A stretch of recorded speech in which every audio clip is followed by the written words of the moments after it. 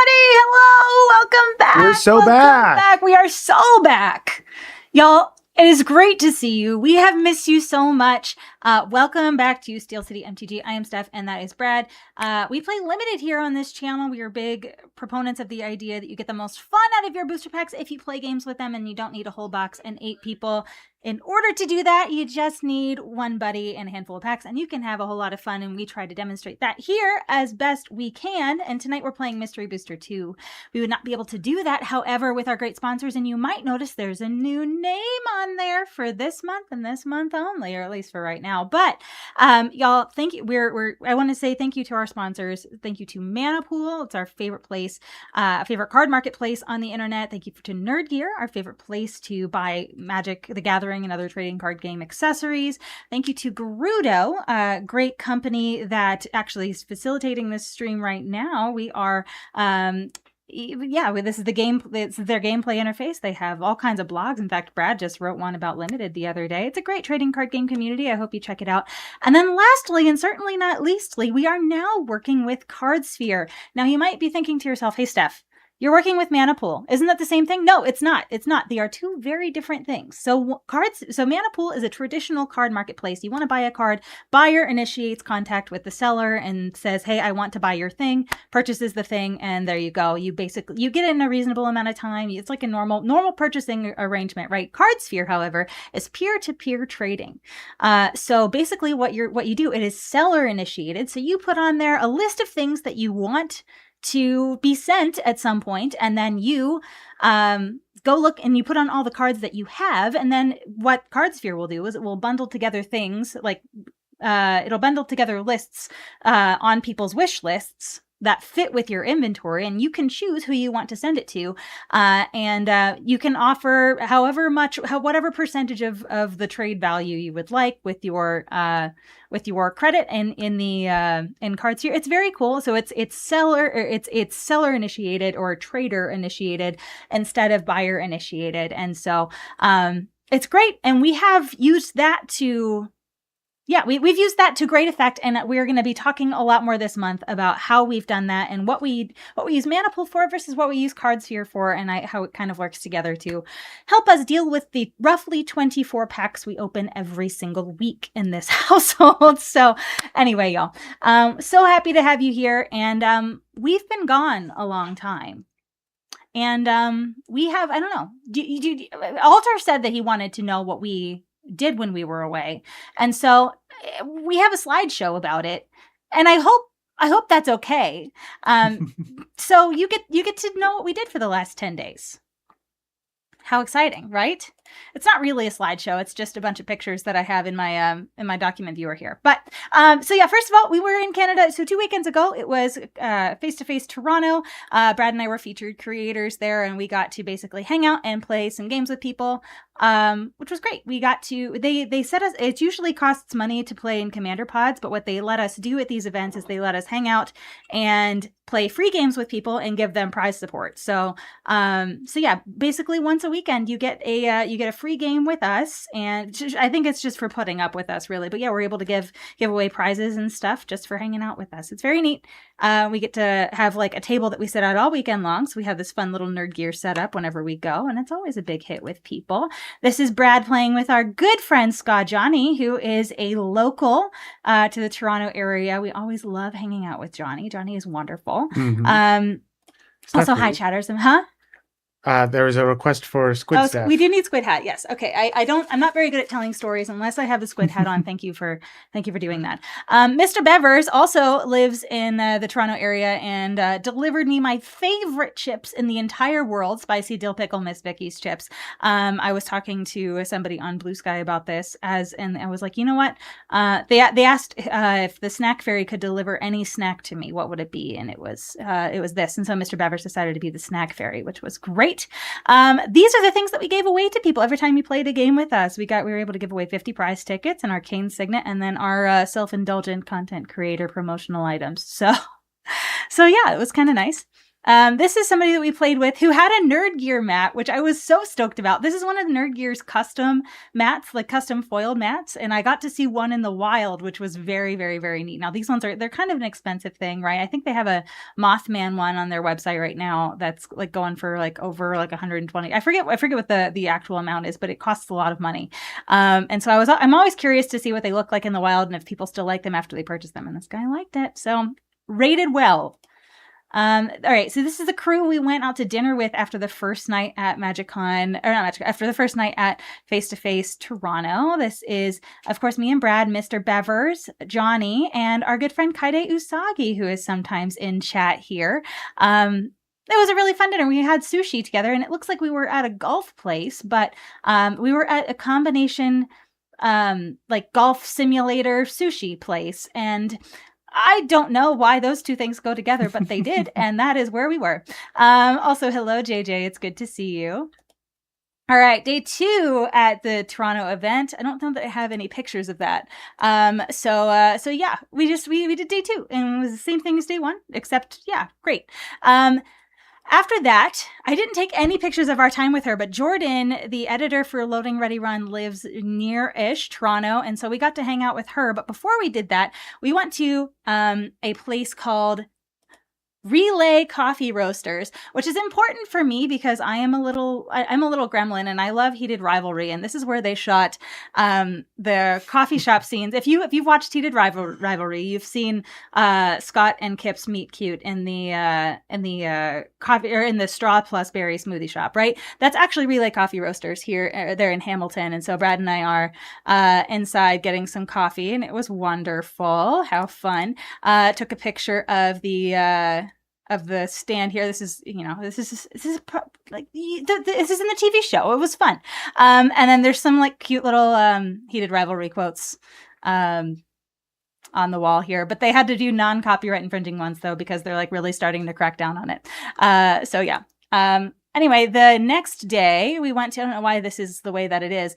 We went to go see not the next day, that night we went to go see the Odyssey with Jordan, and we went to get sushi with her as well, which was really fun. And I didn't take any pictures of that because I am a schmuck. Okay.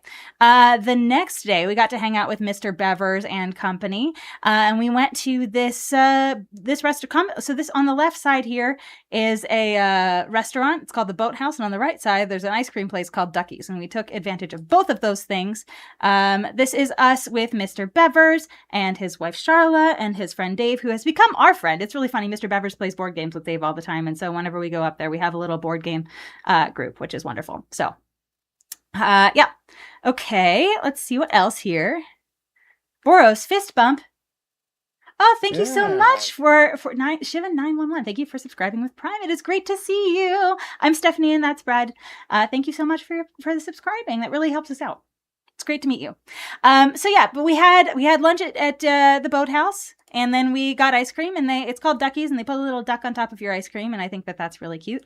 And then here's everybody. It's called the Boathouse because it's like a literal, like it's on it's on a boat. It's in a boathouse that's on by a marina and stuff. So here's everybody just kind of standing and talking. We were waiting for our friend Kevin to arrive. Here's Steve and his wife Charlotte just kind of hanging out and eating some ice cream. And then after that, we went to a place called Splitsville Bowl. It was like a bowling alley. It's like a nice bowling alley. And this is us with Mr. Bevers and Charla. Thank you so much for the Prime sub. Hello, thank you so much with Wherewithal. Appreciate you. So this is us with Mr. Bevers and Charla, and then our friend Kevin. Kevin goes by Proxy Lab on the internet, I think on Twitch he now goes by Misophonic DJ or Monophonic DJ, Monophonic something. Forget it's something like that. But if you look up Proxy Lab on Blue Sky, I think his links are there. So, all right, and then so here we are bowling. We love this. They had some fun lighting. So, of course, Brad and I took a self-indulgent selfie. Here is Brad. I told him to pose with the ball, and it looks like he's about to cast a spell at somebody or say Hadouken or something. I don't know. But yeah, there he is. And then we're chit-chatting and drinking slushies, and I don't know. Mr. Bevers is bowling. And then, it shows Brad is King Bowler. And Brad was king bowler for most of the night, although Mr. Bevers, who is STE, beat him in the mini game that we played. So good job, Mr. Bevers. In the monster themed mini game. In the monster themed mini game, it's Mr. true. Bevers was the champion. Yes. Later, Mr. Bevers took us to one of his favorite game stores, Moe's Magic, and they sell on Manipool, I found out. But it literally is like this shed in the middle of nowhere. We arrived and we just kind of sat outside for a little while we waited for Mo to get there. Mo's the name of the owner. And so I wasn't really sure what to expect when I walked in, but it certainly wasn't this. And so if you look around, if you can zoom in, like the packs on the wall are like, he has so many sets. Like there's Double Masters up there. There's Exodus up there. There's World Wake up there. There's all kinds of stuff. And he has it allegedly all in alphabetical order, but I don't know that I agree with his sense of alphabetization. But yeah, so packs from all over the place. Right. And so naturally, because we put on the show for you all every so often, we had to buy some. And so we got some Shadowmoor packs from the face-to-face event the previous weekend. And so we were like, oh, well, what if we got some Eventide packs? And so we did. We got 6 Eventide packs. We got a bunch of Innistrad Remastered packs, which was really great. Yeah, we have some Innistrad Remastered and Ravnica Remastered, and we also have a Shadowmoor plus Eventide stuff for a stream maybe in the future. So, yeah. I'm kind of missing some chat here, so let me catch up. Steph, do not talk bad about Steph. Okay, all right. We love Proxy. We do love Proxy. Yes. We're at the sushi place. We're at the golf simulator. We're at the combination sushi place and golf simulator. Yes, indeed. And here we are with our spoils, of course, taking pictures of ourselves as self-indulgent content creators are wont to do. Wonderful. Later that night, we went to a place called Smoke and Moonshine. We got some delicious food and hung out with some delicious friends. Here we are with Mr. Bevers and Charla again and Kevin. And then we also have Chris, known as Commander Mechanic, who joined us for dinner here. And so we had a ton of fun. This was a really, really, really great dinner. I think the United States does barbecue better than Canada does, but we had a wonderful time. Hello, Usagi Kaide. Hey. It is great to see you. I was just showing people pictures of our trip, and you may or may not have been in one of those photos. But yes, it is wonderful to see you. Raiders, hi, I'm Steph, and that is Brad. You've arrived at Steel City MTG. We're going to play some Limited here tonight, but we were gone for a long time, and so we're telling people about our recent trip to Canada. So that is what we're doing, but it's great to see y'all. Okay, Brad, can you do me a favor and shout out Usagi Kaide? So it's just / shout out and then Usagi Kaide there. Please do that. Y'all, if you are not already following Usagi Kaide, please do that. Please do that. You wonder which bean was the bunny VTuber. Exactly. All right. So later that night, we went to Bailey's Ice Cream, got some ice cream, and then we said our goodbyes to Mr. Bevers and Charla.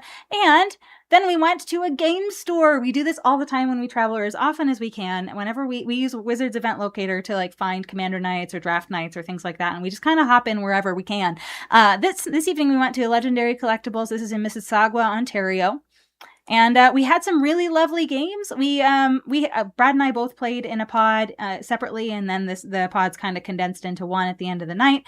Had some really wonderful games, met some really wonderful people, and tried to convince them to go to Command Fest at the end of the month. Later, okay, so then after we were done in Toronto on Thursday night of last week, we flew to Winnipeg. And then one of the first things we did when we got there, because we knew we needed to make friends, we bought a bunch of coffee crisps. And so we took those to the event with us that following weekend. But the day before the event, we got to hang out with some weirdos. And do you know who these weirdos are? I don't know. Yeah, but anyway, we got to film with the Spike Feeders, which was so fun. And allegedly the episode that we filmed will be coming out sometime in September.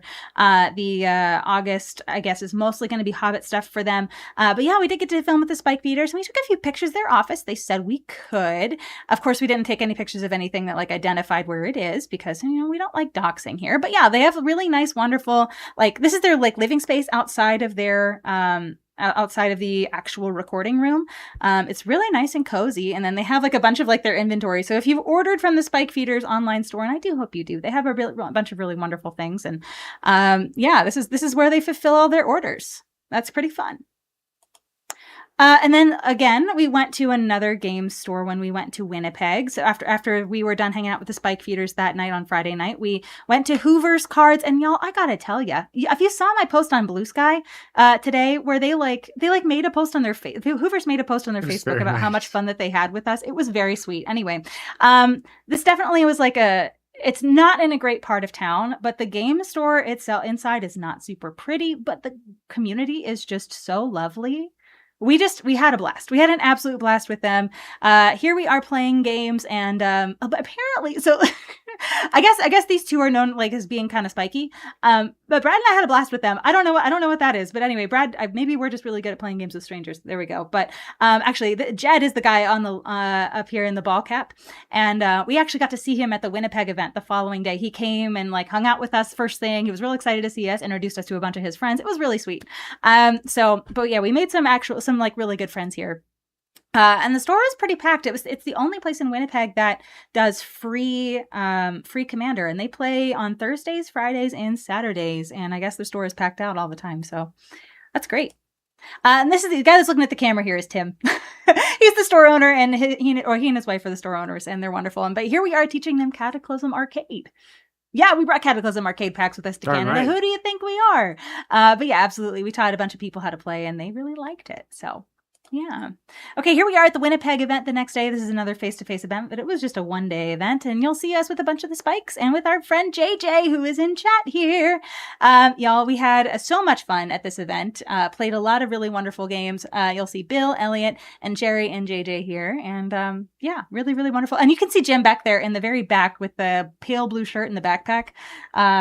Oh, hey. Huh. You know, Shiva 911? That's Tim. Oh, hi, Tim. Hello. It's great to see you. Yeah, okay, so that's the store owner that I was talking to you about. Let me go back here.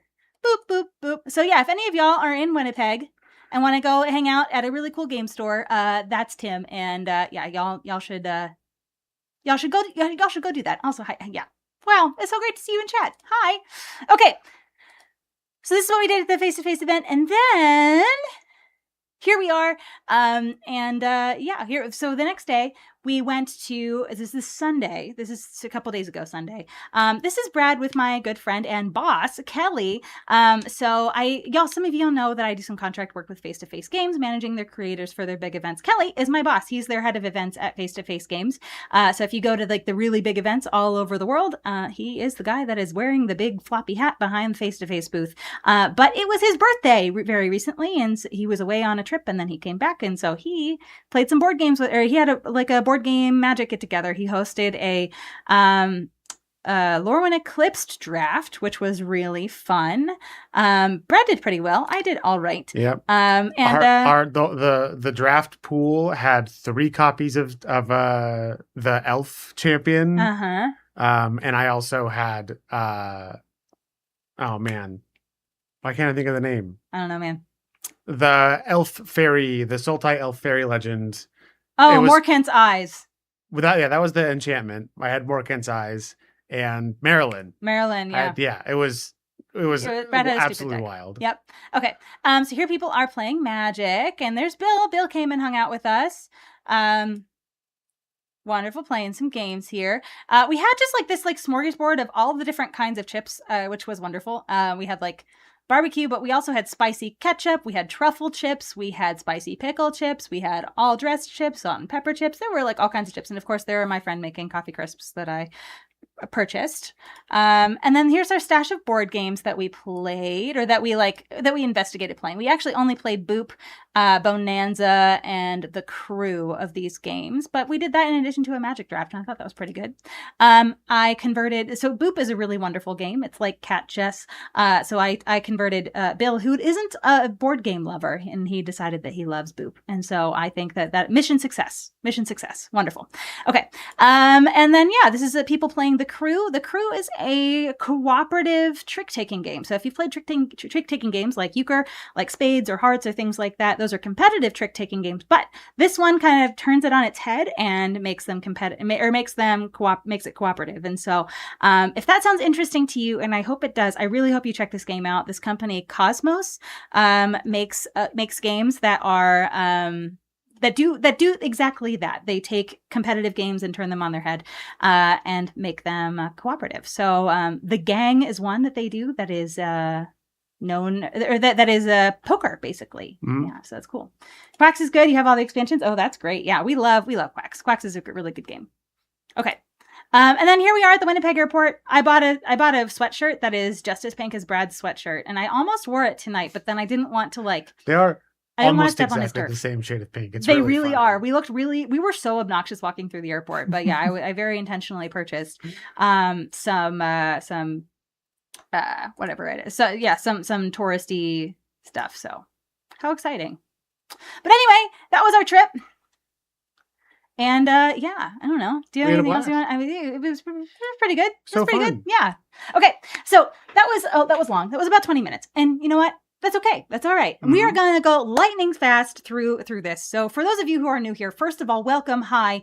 We're going to get to the part of the stream that is actually like what we normally do here. So what we usually do is so tonight you can expect us to open some packs, build decks live on camera, and then play a best of 3 match for you. And so that's what we're going to do here. But before we do that, we usually go through and make sure that everybody knows what set we're playing and what kinds of things you can expect from that set. We haven't played, so we played Mystery Booster 2 relatively recently, and there's not a whole lot to say about it because there's just a lot of cards and it can be kind of anything you want. But Brad does have a little bit of information for us, so we will go through that very quickly, and then we will get to the part where everybody wants to get to, and that is opening booster packs. So yeah, let's do that. Yes, first we must hydrate. Yes. And I will keep the princess hat on until I finish this slideshow. I know you can't see me, but I promise I'm hydrating. All right. So we will not dwell on this too long so we can get into the packs, but Mystery Booster 2, a very excellent limited environment with a lot of personal history for us here in the Steel City. It is a huge set. There's not really any draft archetypes, so we're just building basically on vibes, which is good news for Steph and bad news for Brad. But that's okay. It is super duper fun. Generally only available at conventions, but you can occasionally purchase it through Festival in a Box through Secret Lair, although I believe the last time we were available, you could purchase it has already happened. I think future Festivals in a Box are going to be the Commander edition of Mystery Booster. So this is very special now. Now it's a much more harder. It's a harder to find product. Mm-hmm. But let's go to the next slide. So this set, we mentioned, it is huge. There are 1,451 cards in the main set from all throughout Magic's history. You will know that they are main set cards by seeing this little Planeswalker symbol on the bottom left. They're just sort of printed in whatever frame version they were printed in before. There's not like a special new printing for these. But it is chaos, the cards that they have pulled from this. So it's, not much more to say there. There is also 255 what I've called reframed cards. They come in 2 varieties.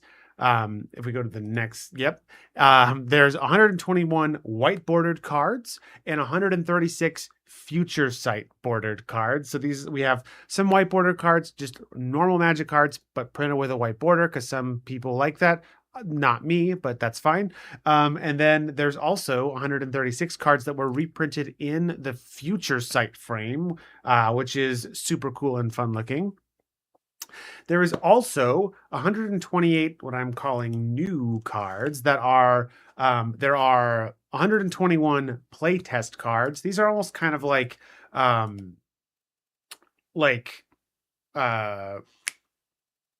uncards almost.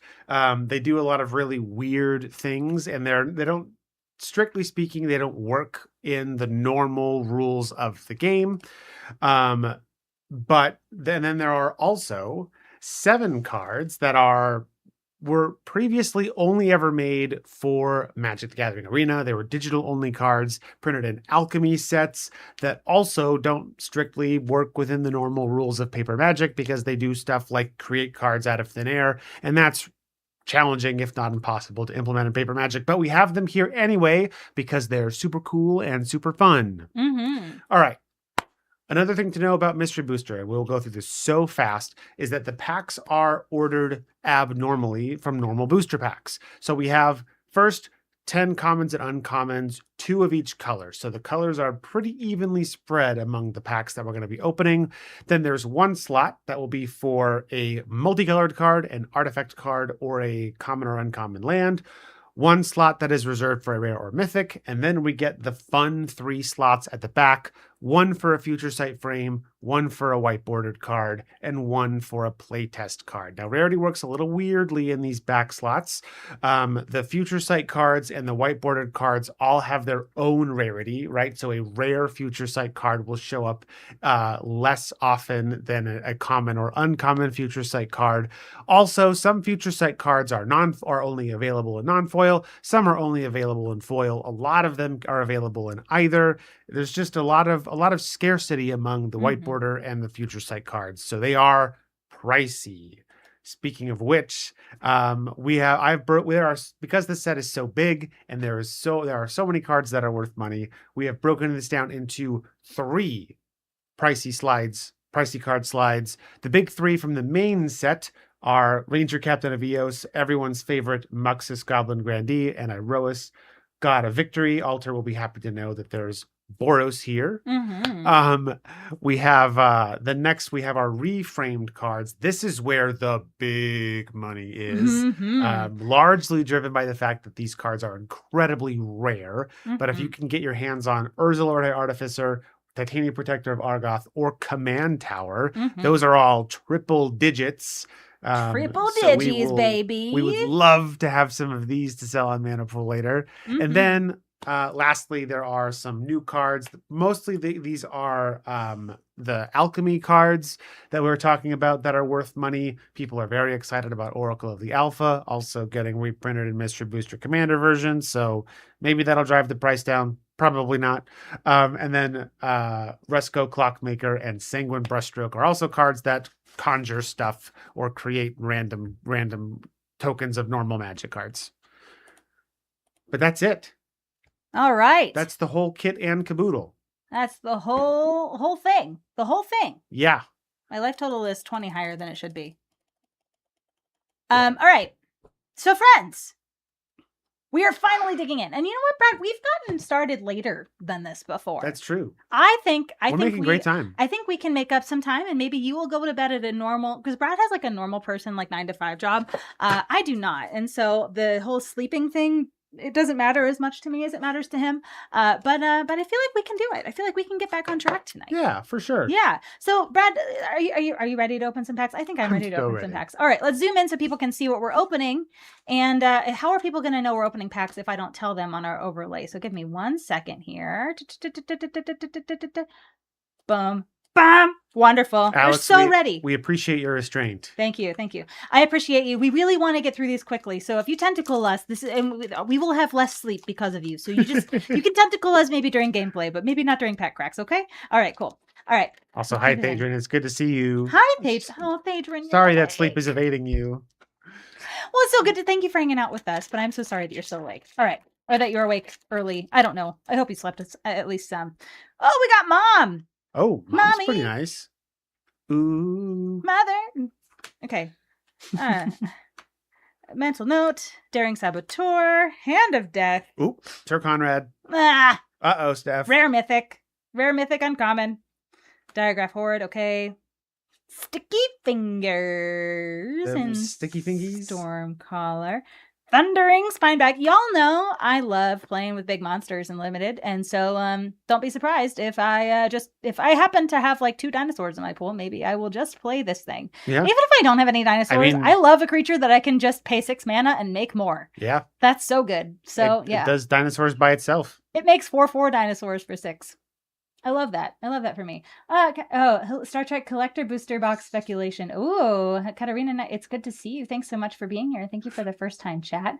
Hi, Quinn. It's good to see you. Hey. And Glint, thank you so much for, oh yes, thank you so. Wow, that was so generous of you. Wow, thank you so much for the biddies. That's very nice of you. Y'all, we're just so happy to be back. We're so happy to be back and hanging out with y'all. It's been too long. It really has been. We were talking on the plane and we were like, yeah, We haven't talked. We felt like we were socially isolated, even though we spent the entire time we were gone with friends. We're like, well, we haven't talked to like these people that we usually talk to every week or twice a week. And anyway, we missed you all. It's good to be back into the swing. While we're here. So if any of y'all are tuning in for the first time, or like if it's been a while, we usually stream on Sunday nights and Wednesday nights at 10 p.m. Eastern. So Wednesday night, that's tonight. We'll be back on Sunday, but we're also going to stream again this week. And it's because we miss you and not because it's pre-release weekend. No, I'm kidding. It's because it's pre-release weekend. So pre-release on Friday. So this coming Friday at 12 p.m. Eastern. Friday at 12 p.m. Eastern, we're going to be doing pre-release at home with The Hobbit. So we'll be back this week. So if you want to come see us again, and I do hope you do, we will be back doing this exact kind of same thing on Friday. So if you want to see us crack into some Hobbit before you go to pre-release, so you can watch us make all of the pre-release mistakes so that you don't have to whenever you go to your game store. We'd love to see you. There's not like early access streams, or at least I don't think there are. Or if there are, we haven't been invited to them. So we just don't know. But we are hopefully that this will give you some kind of an idea of what you can expect from the limited format. We'll do the whole slideshow thing and whatever before that too. So that'll be Friday at 12 p.m. Eastern. Okay. Elvish Harbinger. Love that. Spawning Pit. This also makes love that. Snakes. I know. The snake pit. I like the snake pit. All right. Oh, I have a Layla, Artful Provocateur. Okay. Ooh, I also have a fairy. Hushbringer. Okay, I like mine better. Mine makes fairies. Yours just says that people can't play Magic or have fun. So I think that I win here. No Hobbit early access, even if Arena tells you otherwise. I know Arena does tell us otherwise. They didn't take that off. Yeah. And so Amy Amazonian was like, really? Are we really going to be watching our favorite streamers? Because I think I'm one of your favorite streamers and you're not going to be watching me. It was very funny. Ice Fang Coatl is an insane card, y'all. This card is nutty. 2 mana, flash flying, ATB, draw a card, has death touch as long as you control at least 3 or more other snow permanents. Now, I'm not going to control 3 or more other snow permanents, but a flash flying 1/1 that draws a card, I am just so all about. I mean, there are snow basics that you could open. I'm probably not opening them, though. Ooh, I got a Flusterstorm. This is where the pretty penny. You'll probably see this on our Mana Pool storefront later. I have a Winds of Change. Okay, that's a wheel. Yeah. Very nice. Forced mulligan. Very nice, very nice, very nice. And then Snap Judgment. The player who wins the game also wins the match. Okay, so we're not doing that tonight. Or you know what? We could. Maybe we do, and we just play it out anyway. We just play all 3 anyway, but we'll just know that I won. It's for the Jambling. Okay, so if I put this in my deck, so you're saying that people will vote for me. They'll like predict that I will win if I put this in my deck? I mean, I just think it means that it takes some of the variance, or it adds actually to the variance, really. Because if you just it doesn't say if you win the game, you also win the match. It says the player that wins. So exactly. I feel like maybe. I mean, you do have control over whether or not you decide to cast it. I do. If you're in a bad spot, right? Like you could swing for lethal. And then in response to me being like, I'm going to die, you cast that. What do you think, Chad? Do you think I should play, if I play red, do you think I should play Snap Judgment tonight? Let me know. Let me know what you think. All right, what did you get? All right, this is Catch of the Day. It's a serpent, so I already like it. As it enters the battlefield, I choose one of each of the following. So I get to choose a keyword. I can choose from Vigilance, Ward 3, or Island Walk. I get to choose a whenever this creature attacks trigger. I can choose from Scry 2, Goad target creature and opponent controls, or tap target creature and opponent controls. And I get to choose its size. It can either be a 6/2, a 4/4, or a 2/6. I gotta tell you, Brad, I was bored about halfway through you reading that. So many words on this card. Mm-hmm. Okay, let's open another pack. You're in control if you decide to cast it as a magic version of ID software tweeting or somebody. Oh yeah. You control the buttons, you friend. Yes, indeed. Sideboarded if game 3. There you go. I like that. Oh, there we go. Legata Band Trailblazer. Desperate Lunge. Ooh, Surge of Salvation's fun. Okay. Very nice. What do you mean it's pre-release weekend? I know.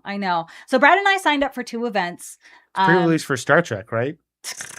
Oh gosh. That's what's happening right now. I cannot with this. Anyway, so it's the Hobbit pre-release weekend. So if you haven't already pre-registered, it's at least the game stores near us are filling up pretty quickly. Near us over here in Pittsburgh.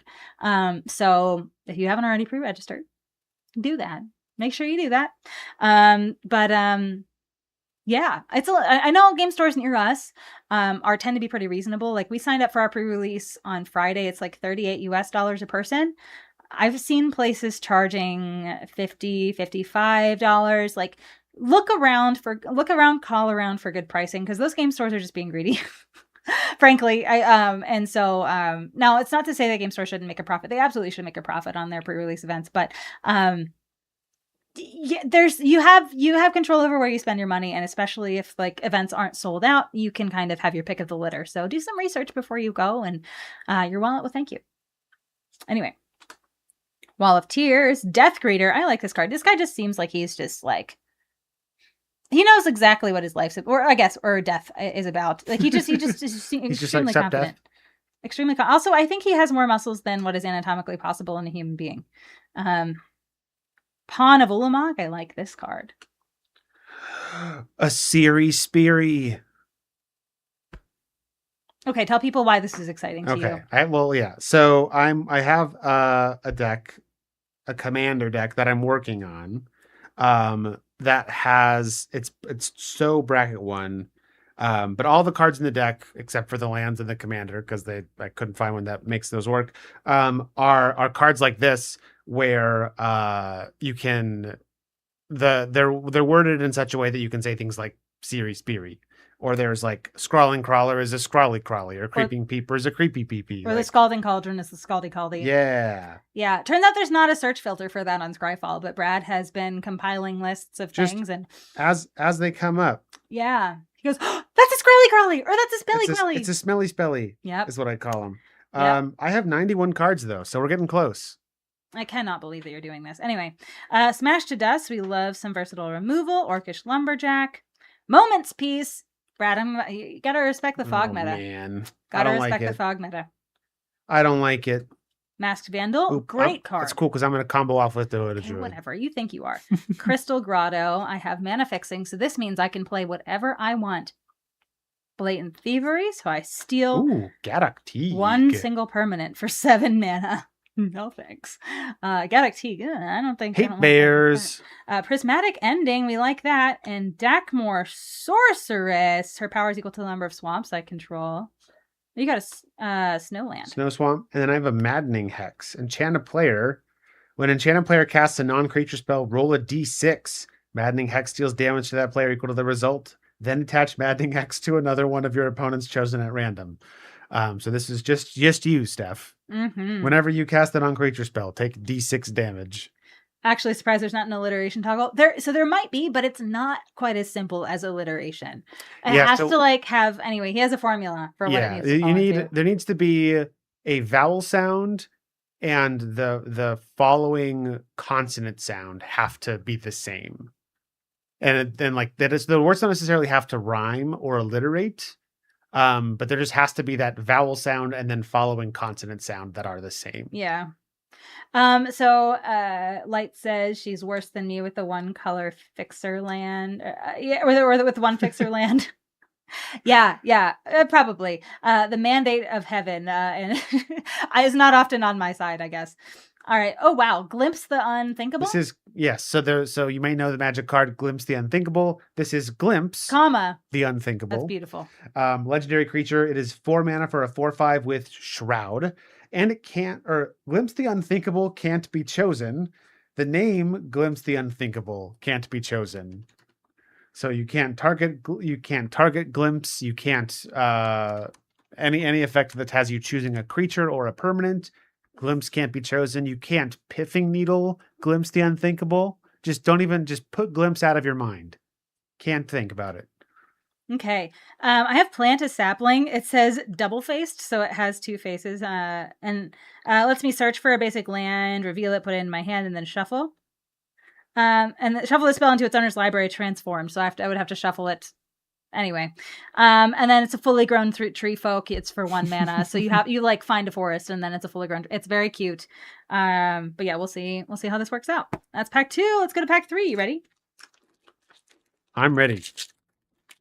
You can Pithing Needle Glimpse the Unthinkable, just not Glimpse, the Unthinkable. This is true. Yes. And you know what? Gentleman Crow, thank you so much. I have been without my emotional support flame for 10 days. And so here he is. Everybody say hello to Fleem. Yay! Here we go. He's here to provide me with some much needed emotional support this evening. Thank you so much. You did. I noticed a lack of the boy as well. So thank you so much for meeting that need. I appreciate you. Fleem didn't have a vacation. Fleem stayed in my dark, unfinished basement all weekend, or for all 10 days. And so he needs some love today. So that was Fleem jail. It was kind of like Fleem jail. I'm sorry. I really should have brought Fleem with me. What was I thinking? Inspiring Overseer, Curse of Verbosity, and Annex. Oh, the boy. The king of weird little guys. I love that thing. I love that thing so much. Ooh, and wait, Valgavoth. Yes. Right, you got to turn on the lamp so you can summon the moth. There's the lamp. Mm-hmm. And then out from the shadows comes there he Valgavoth. is. We have found the moth. We love it. Fleem does not have a passport. It's true. Really? So it wasn't my fault. Yes, you're right. Thank you for giving me that, Alter. Come on, Fleem. Got to get your passport. I know. Falmire Knight. Love this card. I think this card is great. I love 1-mana, 1/1 Death Touchers, and this one does other things too, which is cool. Chain of Smog. I'm ready to combo. You gonna play Liliana? Yeah, well, yeah. We're going to play the infamous Devoted Druid Chain of Smog combo. That's totally a real thing. And not a real thing. Not one half of two different combos. Beautiful. Scoria Cat, Symbiotic Beast. That's a 6-mana 4/4 that when it dies, I make 4/1/1 insects. Okay, I call these creatures pinatas. Can somebody else say that or confirm for me that is a good name to call them? Yeah. So anytime a creature dies and blows up into a bunch of little things, I call them pinatas. Can we just normalize that, please? I would like to not be the weird one, but we should call them pinatas. We need to make it like an ability word, like landfall. This card has pinata for insects. Yeah, well, yeah, or just like landfall just has that italicized word before the trigger. Just pinata when symbiotic beast dies. Yeah, 4/1/1 insects. Normalize pinata. Normalize it. Warbriar Blessing. You have Wall of Mulch. Mm-hmm. You can sack it to draw. Sack walls to draw cards. Okay. I have Agent of Acquisitions here. And I have Bone Crusher Giant. Okay, I have 2 adventures in 1 pack, Brad. The big money. Okay. fine. I row us the big money. You get to cheat at combat and give your creatures menace. Do you feel strong? I do. I bet you feel strong. I do. I bet you feel strong. Okay. I versus Saga. Versus Saga's pretty good. Baby.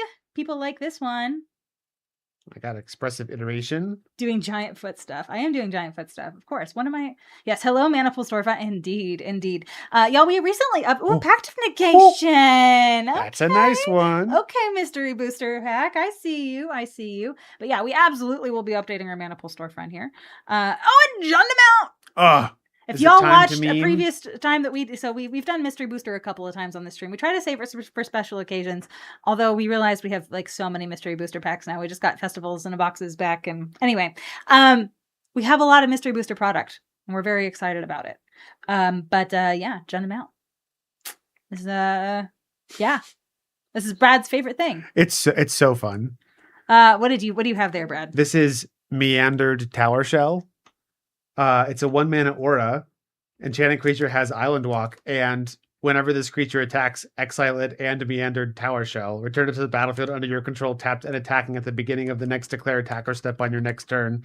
Then return Meandered Tower Shell to the battlefield under its owner's control attached to that creature. Yeah. So it turns the enchanted creature into Meandering Tower Shell. And I love it. Andy, we actually have a short we cut of Brad saying, Jundamount. We don't have very many shorts. We don't cut very many shorts, but Brad just said Jundamount like so 97 times on a stream. I was like, I could consider what the best strategy here is, but I'm just going to cast Jundamount. We're just going to Jundamount. Jundamount. And it worked. Dirtle Turtle, Bantamin. Yeah, exactly. All right. Bantamin, Jundamount. I like it. All right, let's go to the next pack. I'm going to run a very quick ad here because we are a little behind schedule. We usually wait until after we're done tracking packs to run an ad. So we'll just be back in 90 seconds. If you are subscribed, you do not have to watch this ad and you get to listen to the secret podcast, but we'll be back very soon. All right. If you are watching us right now, That means either you joined the stream at a very convenient time or you're subscribed, in which case we thank you so much. We appreciate you. And Thanks, you friends. get to listen to the Secret Podcast. Secret Podcast. Through the ad break. Secret Podcast. Thank you for subscribing. We appreciate you. All right. Let's keep opening some packs. Hi, Trodic. Thank you so much for the first time chat. Great to see you. All right. Stone Cloaker. There we go. Constricting Sliver. So I can do slivers. Just kidding. I have one sliver. Cerulean Wisps.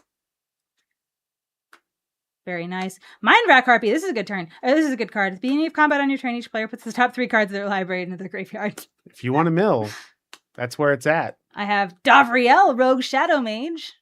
Oh my gosh. Okay. So Davriel, they wrote the Brandon Sanderson wrote Children of the Nameless. One of the commanders in the Mystery Booster Commander product is one of the demons that Davriel made a deal with in that Children of the Nameless Really? book. Yeah, Mrs. Highwater. So that's so good. One of the like side stories. Oh, and we have thank you so much for resubbing, Andy. Yes, doesn't have any. Yes, very nice, very nice. So glad you got the Secret Podcast. Thank you so much. Thank you so much. Yeah, one of the sort of background aspects in that book is Davriel has essentially sold his soul to 2 different demons with conflicting interests. So he sort of gets out of it by like having these 2 demons fight over his soul, and one of them is Mrs. Highwater. And now there's a card, and I think that's fun. Great. Nimble Bird Sticker. I love goblins. I love goblins so stinking much in like basically every universe. Pathfinder goblins are the best goblins. I will maintain this. But what other kind of creature can be a Nimble Bird Sticker? I mean, like, come on. Yeah. Come on. Hematite Golem. The Cone of Flame. I do not like the Cone I do not like the Cone of Flame. Spike Colony. That was us this weekend. We were part of the Spike Colony. It's true. Right? There's so many deep cuts. There are so many deep cuts. Sky Snare Spider, beautiful. Although I'm sad because I know what thread Gavin pulled a lot of those suggestions from. I'm so mad he didn't use my suggestions. I want Crix and Nyaz from the Ravnica books. I want them. I want them so bad. They would be great legendary creatures. Anyway, that's what I think. But I do believe we can thank Shivam for Blore the Impervious. We absolutely can thank Shivam for Blore the Impervious. In case you were wondering, he is still impervious. He was never not impervious. Or his defenses are impervious. There we go. Yes. His defenses were never not impervious. I have Fracture here. Bishop of Wings. This is good. Oh, balance. Let's go. Brad and I have a secret opinion that we think balance should be unbanned in Commander. You can fight us about it in the chat if you want, but we do think that it should be unbanned. Hashtag unbanned balance. I think balance and effects like it are great, and they are how you navigate get playing against ramp. Also, Jamie Topples just followed. Hi, Jamie. It's good to see you. I don't know that I've met you in person, but I'm Steph and that's Brad. And yeah, maybe I have met you in person once. I don't know. But I know we're like from roughly the same place. So hi, thanks for being here. Deal. Cool. Like you get Gristlebrand, we get balance. I'm into it. Yes, Jamie, are you playing pre-release this weekend at all? We booked our pre-releases at Fabricator's Forge on Friday night, and we're doing Two-Headed Giant at Guy on the Couch on Saturday. We should be able to play Balance and also Blood Moon. Yep. Simeon Spirit Guide. Free Mana Monkey. Ooh, Show and Tell. Show and Tell is fun. Okay. Ooh, another Spike. Spike Weaver. Okay. Spike Weaver. They knew we hung out with the Spikes this weekend. Oh man, I should play this in Shai and Rayhan. Can we unban Primetime if we unban Balance? I would be fine with that. I would be absolutely fine with that. Let's just no banless Commander. Yep. I think Balance would be a great game changer. I think, yeah. I mean, even as like, I feel like... I think call it Mass Land Denial. Yeah, like in Bracket 4. I think it's fine for Bracket 4. Call it Mass Land Denial. Totally fine. You're playing pre-release at Balance Brewery on Sunday. Oh, very nice. Very nice, very nice. I've heard rumors about the brewery events and things like that in the area. I know there's people that draft at breweries and do cube at breweries and stuff. We've done a cube night once at gosh, what's it called? The one that's on Smallman. Oh yeah, what is that called? We've done cube night somewhere at one of the breweries. It's very nice. Yeah. There you go, Aslan. Thank you, Ball You. I love that's having the answers in one. chat. It makes me so happy. But yeah, we've done a cube night there before, and it's been wonderful. But yeah, I haven't done a lot of the other nights. Oh, Creepy Crawler! I had this one last time we played Mystery Booster 2, and I love it. When it deals combat damage to a player who is afraid of you, that player discards a card and you draw a card, and it gives you rules for what makes an opponent afraid of you, and I think that's great. What did you get? Okay, this is Planeswalkerificate. You enchant, it's an aura, it enchants a creature you control. The enchanted creature is a planeswalker. In addition to its other types, its toughness becomes its loyalty. And it can't block, and it gains the following abilities. So its toughness becomes its loyalty means that you change its toughness to activate these loyalty abilities. So +1, you get 2 red mana, -1, you can impulse draw, and then -X, this planeswalker deals X damage to any target. That's awesome. That's really funny. Very funny. John, you said there's a pre-release Just Games is running. Very nice. Oh, they're doing a dinner party? That's so hobbity. I love that's very cute. That's very cute. I love that. That is so fun. That's exactly how you should do things. 13 months post, maybe get called in. Okay, listen. if you knew the name of a Pittsburgh place before I did, and I've been here for a lot more than 13 months, so I think that counts. All right, let's see here. Next pack. Okay, this is our pack number 5. Brad, we're almost done. We're almost through our pack. We're getting there. And we're almost in deck building, and we got a deck build fast tonight. If you want to get to sleep at a normal time, we got a deck build fast. Okay? All right. Elite Scale Guard, Omen, Stormcrow. Ooh. Okay, so on Card Sphere, you can put in requests like that your the people who send you cards will see. They'll be like, hey, please check your card conditions, especially on foils. Or there was one person that we got that was like, hey, if you want to assign a basic land and include it, I'm putting lands in a commander deck and would love to have it. And so there's a cute little like notes that you can put to people that send you cards. There was one that I came across and was like, please send me all copies of Stormcrow that you have. And now we're ready. Now I have one. So if I send cards Stormcrow to that person again, I have a Stormcrow for him. Great. Deadly Dispute, Corpse Connoisseur, Blot Out. Okay, look at you. Oh, I got another dinosaur for the dinosaur thing that I had Dinosaur before. mentioned. Dinosaur. Let's gather somewhere. Hi, Andrew. Good to see you. Hey. Our trip was so good. Actually, you'll have to watch the VOD back because we did a whole slideshow about it.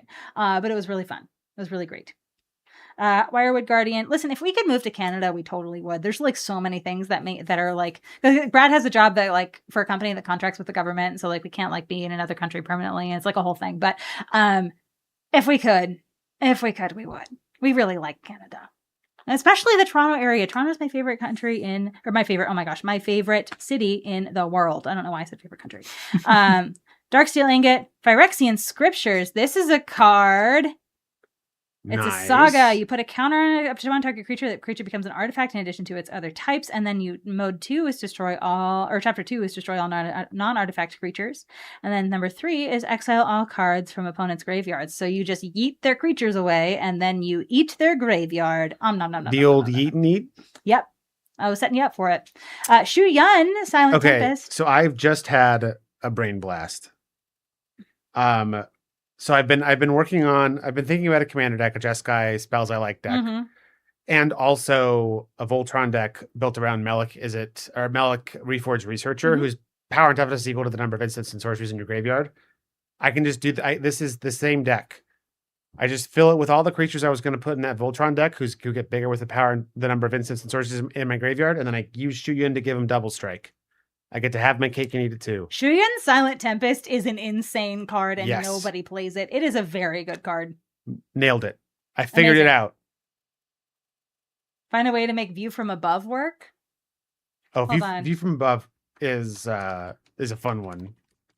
Let's see what it says. So it's a target creature gains flying until end of turn. If you control a white permanent, return View from Above to its owner's hand. So it's one of those get it back things. Ooh, I got a white border Steve. It's Long Steve. Long Steve. It's Long Steve. Oh, you have Party Jace. I have Party Jace. We call it Party Jace because he gives everybody cards. It's very exciting.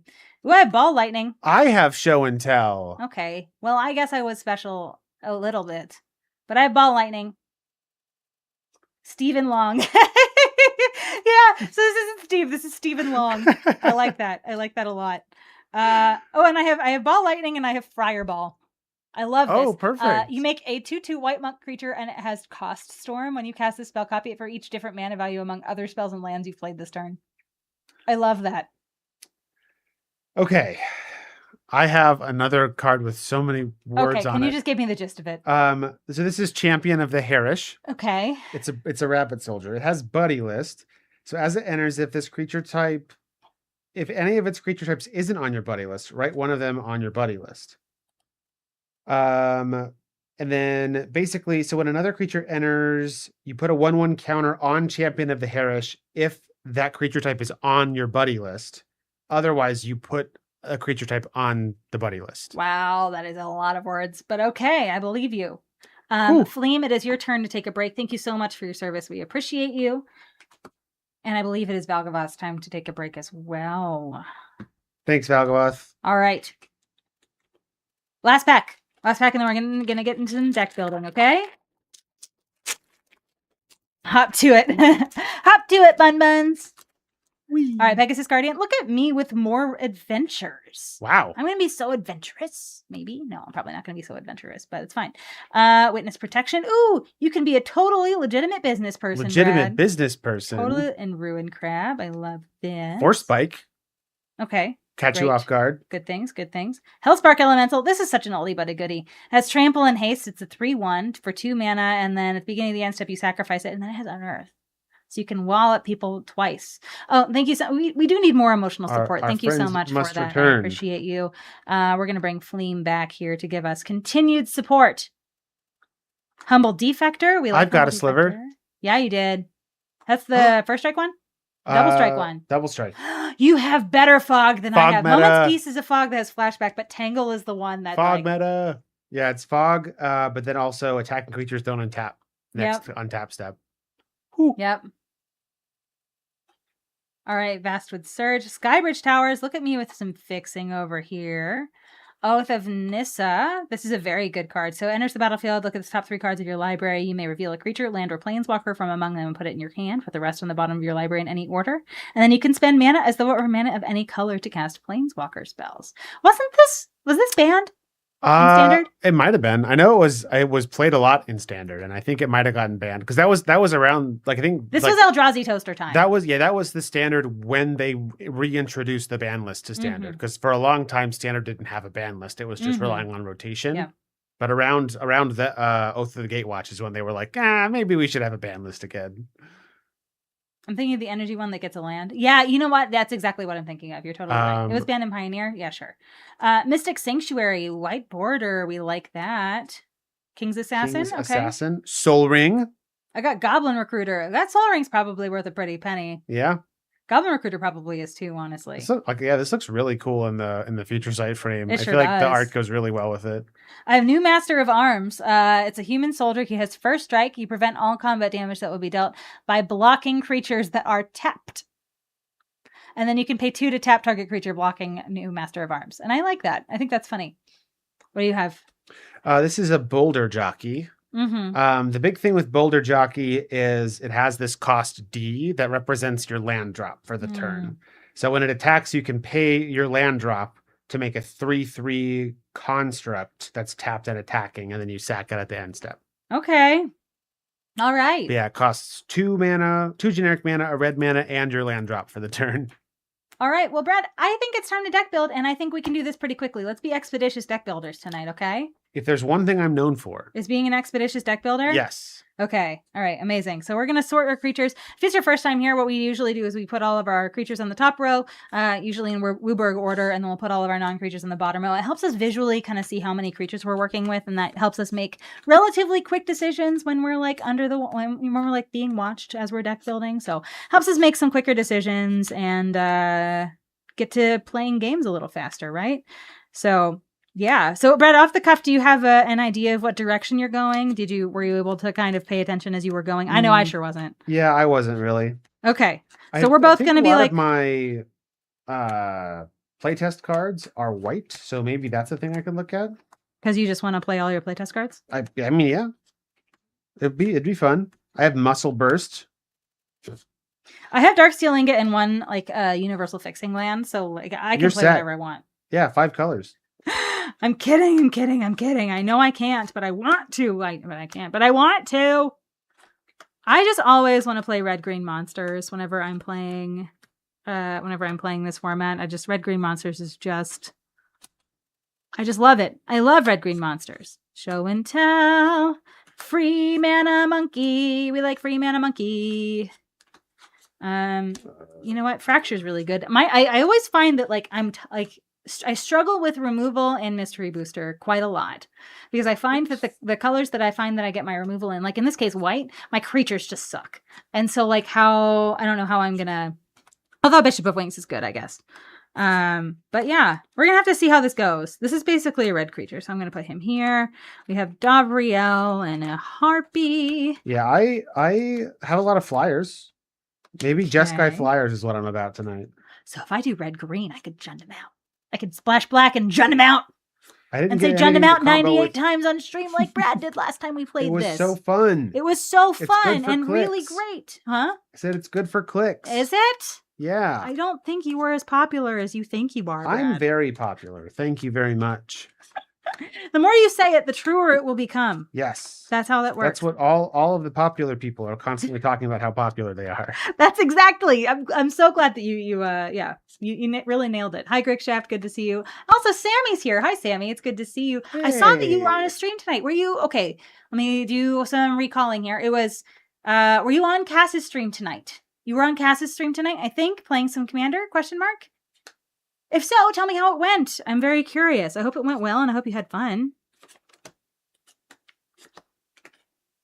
That's why you're popular too, some Farquad? Yeah, you and Brad have a very similar strategy, it seems.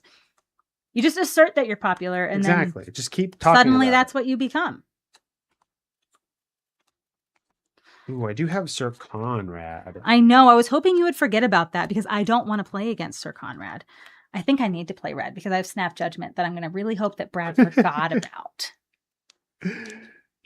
Now, my interaction blue is probably really good, though, so I don't know. We're going to see. I do have some beefy boys in blue. Some beefy beasties, as it were? Yes, some beefy beasties. So I'm probably, I have, let's see.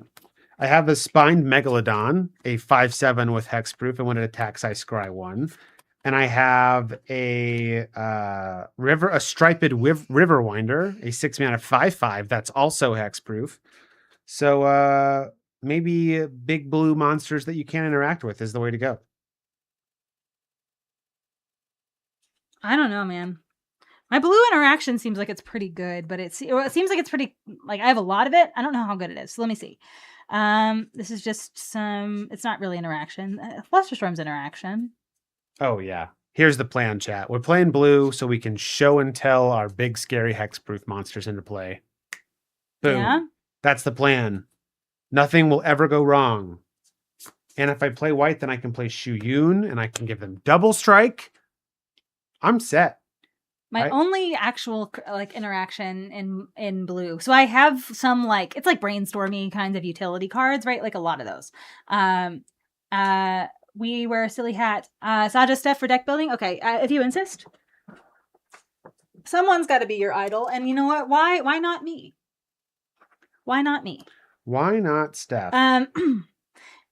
I think blue is firmly out for me because for as much as I like the dirtily draw a card and discard 2 cards and whatever kinds of utility things, I need stuff that deal with Brad's board, or I need big monsters in whatever colors I choose, and blue has neither of those. So we're gonna just set blue aside and be like, sorry, we're not playing you tonight, which means probably no Ice Fang Coatl, which means probably no Layla.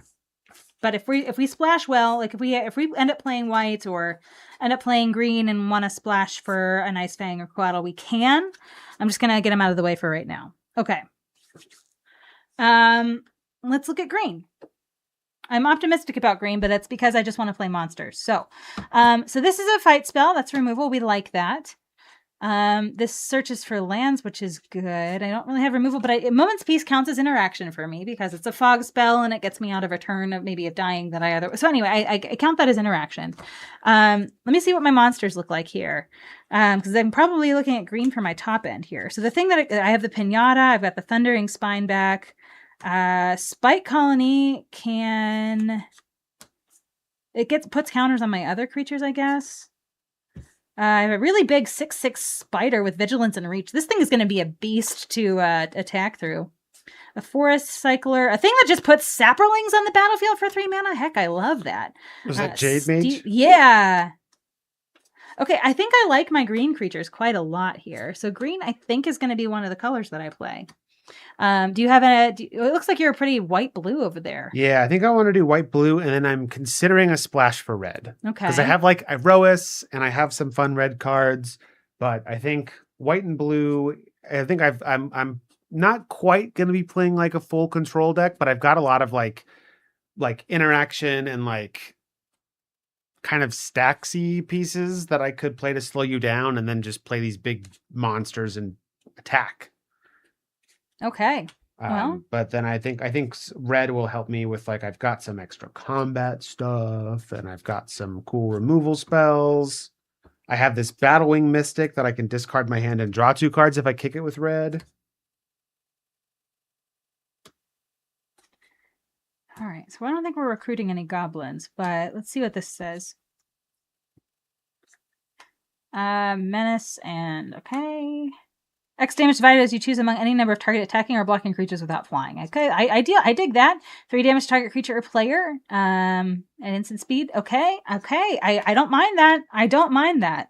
So red removal is pretty okay. Black creatures are pretty good. They're all right. I don't know, but I have Hand of Death, which is just like destroy something that isn't black. I try not to meta, but that means, but I know we have Phyrexian Scriptures, which is also just an absolutely insane card. And Unburial Rites. Huh? I said, and Unburial Rites. And I do have Unburial Rites. Also pretty good. Yeah. We don't need to worry about that. Maybe I just discard I don't know. I'm not going to have the flashback stuff necessary for it, though, or at least I don't think so. But I do think we're in the Jund meta. I think we're in the Jund meta tonight, and I think I'm going to play Darksteel Ingot. I think I'm going to play... I'm not playing that. I do think I will play Crystal Grotto, probably. It's a filter land. And then, yeah, I think black is my splash color here. It's either black or red is my splash color, but I'm primary in green. White seems like it's probably not happening, but I think that's what we're doing. So we're gonna look at our green creatures first here and just kind of see where we end up. Thundering Spineback. I love this card. Really like it. I just love big monsters. Oh my goodness. How do you feel about the big monsters? I love big monsters. Oh, okay. That's good. Thank you. Yeah, I wish. Yeah. I know it was a little, uncertain, but I just wanted to make sure that you knew. All right. So Elvish Harbinger finds an elf. I don't have any elves, but wait, yes, I do. I have a Masked Vandal. So I actually think that I can run Harbinger, and Harbinger's good even if I don't find an elf. But because it taps for mana of any color, so that's nice. Big spider, big monster, and has forest cycling, so it's good early. I like all of my green creatures. We've got Jade Mage, we've got Sakura Tribelder. Yes, rawr indeed. Rawr indeed. You are right. Yes. You can't take the Brad out of Brad, who will always be the police. I know. Do I prefer little guys or big monsters? You know what? I'm so glad you asked. I like big monsters. I love big monsters. I know it was a little unclear, so I'm glad I could clear that up for you. We stand 3 big guys. Yes, of course. There's so many big guys. Now, although I don't think I like this that much. As Threshold gets +2/+2, it's a 2/1 with reach for 2. I feel like unless I need curb fillers, I don't want to play that. So we're going to probably put this down here. But I have 3, 4, 5, 6, 7, 8, 9. I have 9 creatures that I'm very excited about. And I like that. Bone Crusher Giant's another creature I'm very excited about. I love a Mana Sink creature. It's a 1/4 that I can pay 2 into it to give it +2, and I can do that as many times as I want. I love free mana. And then I'm not playing Humble Defector. I don't want to give Brad presents under any circumstance, but I do have an Orcish Lumberjack, which is good. A 3 mana 2/3 with reach. I don't know that I care about that much. do want the charging Tuscadon. Who wouldn't want the charging Tuscadon? 1, 2, 3, 4, 5, 6, 7, 8, 9, 10, 11, 12, 13, 14. We have 15 Ball Lightning, 16 Hellspark Elemental. Now, I actually probably should count these more as as non-creature spells because they don't stay on the battlefield. So I think that's how I'm going to view them. They're going to be like burn spells. Or I'm viewing them as burn spells. I got to get rid of one more card. One more card. 14. ETBs make 2 zombies with Decayed. When you do exile, okay, I like that. That's a big monster. You know how I feel about big monsters. How do you feel about big monsters? I love big monsters! Thanks for keeping us updated. You're welcome. Ooh, I like this one. This is Corpse Augur. When it dies, I draw X cards and lose X life, where X is the number of creature cards in target player's graveyard. I feel like that's really good. I also like Foulmire Knight.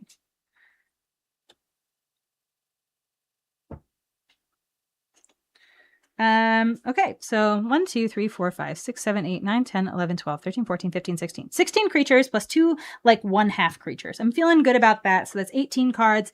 I need 5 more cards to play. We're for sure playing Jund Mount because if I don't, who am I? Who am I? What have I done? So 1, 2, 3, 4, 5. Nope, that's not how we're going to do that. So I'm not playing Darksteel Ingot. So 1, 2, 3. How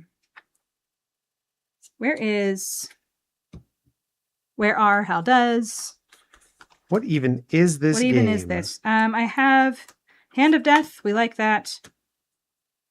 That's 4, 5, 6. I don't have Moment's Peace in here, should I? I'm probably not playing Phyrexian Scriptures, honestly. I feel like Phyrexian Scriptures, 2 pips is a little greedy.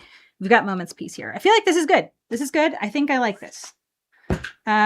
6, 7, 8, 9, 10, 11, 12, 13, 14, 15, 16, 17, 18, 19, 20, 21, 22, 23, 24. I don't know if you can tell. Apparently my limited kit got jostled around a little bit, and some of my lands are poking up at the top of the sleeve. Oh, well, you should fix that. Just like pound it on the table or something.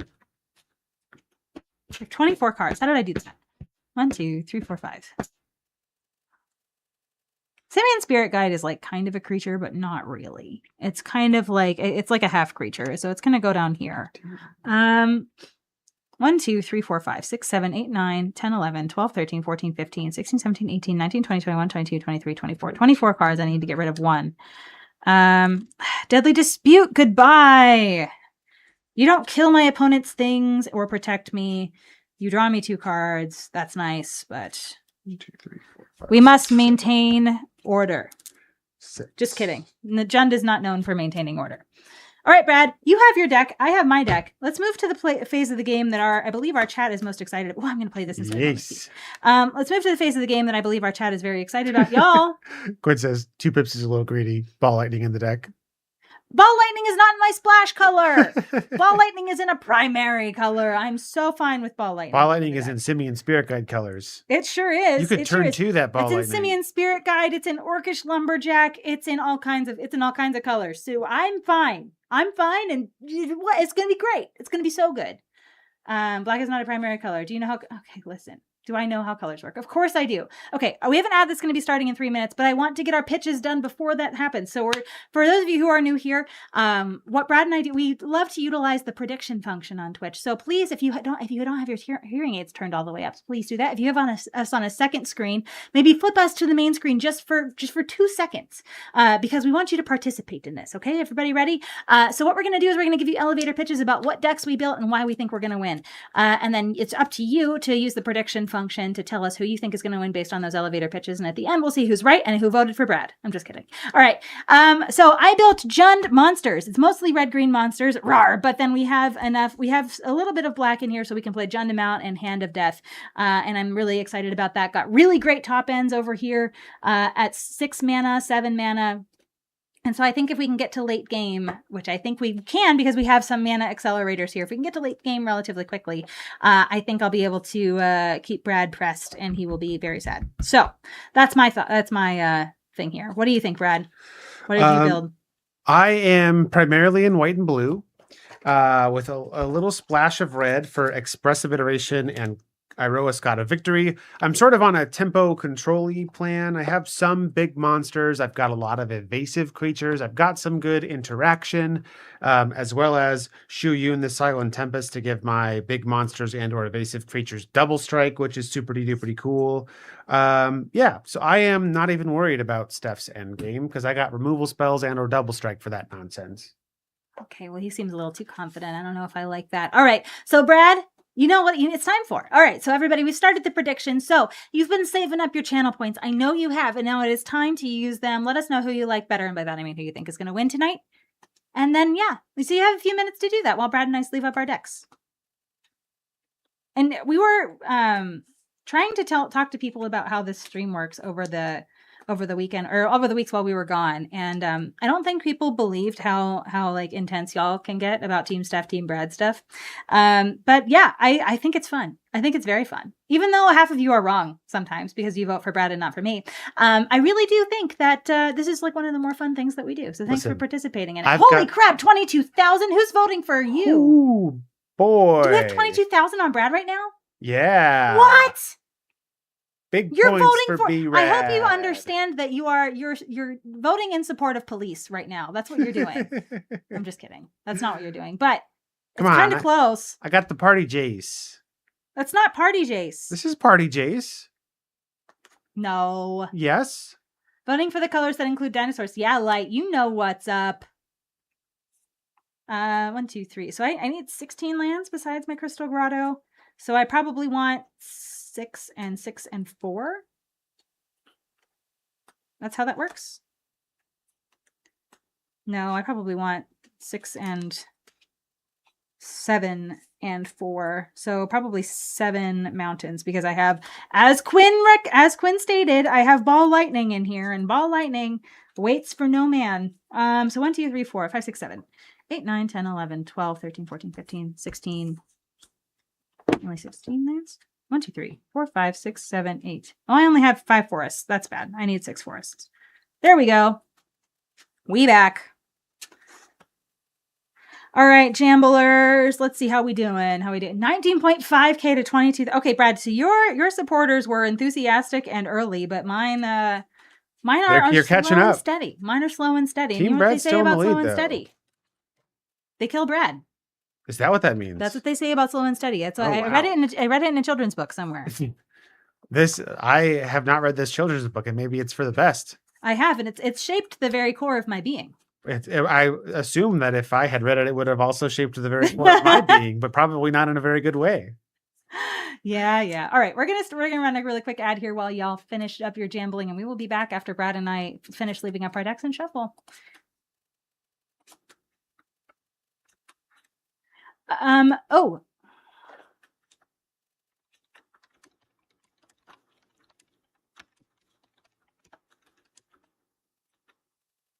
Yeah, so those of you, so we had Grow Up and Game Mask in chat. What time is the pre-release stream? So yeah, it'll be Friday at 12 p.m. Eastern. So Brad works a half day on Fridays usually, and so that means we get to play some games nice and early. And the idea is we want y'all to be able to see how the set plays before you go to pre-release so that you can watch us make all the mistakes. And we'll also have a slideshow for it. So we'll teach you about the limited format. So you'll have an idea of what you're building or what you can look to build going into pre-release weekend. Maybe feel a little bit more prepared.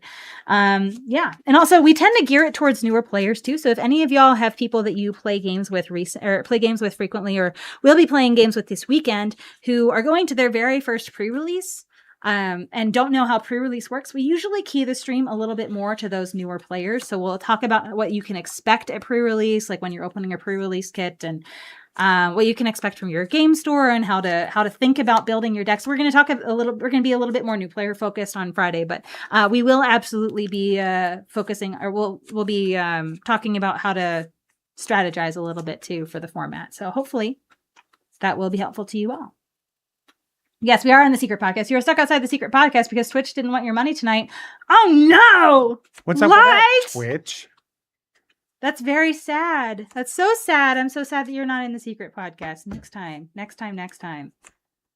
All right. These cards feel like they have like something on them, you know? Like mine felt dusty... like almost kind of waxy. Yeah, like it's like a almost pilling. It's like weird. Mm-hmm. But anyway, we're back. I'm sorry that you were stuck outside the secret podcast light. We were talking about our Twitch stream on this coming Friday afternoon at 12 p.m. So we were talking about what that's going to look like. And so for those of you who did not hear, our pre-release at home streams, that's usually Friday 12 p.m. on pre-release weekend. We'll do it for every set. And that's going to be sponsored by our local game store here in Pittsburgh. We love going to the vault for pre-release events and for other events during the year. We actually can't make it out to the vault this particular weekend, but we go there a lot. We love the vault.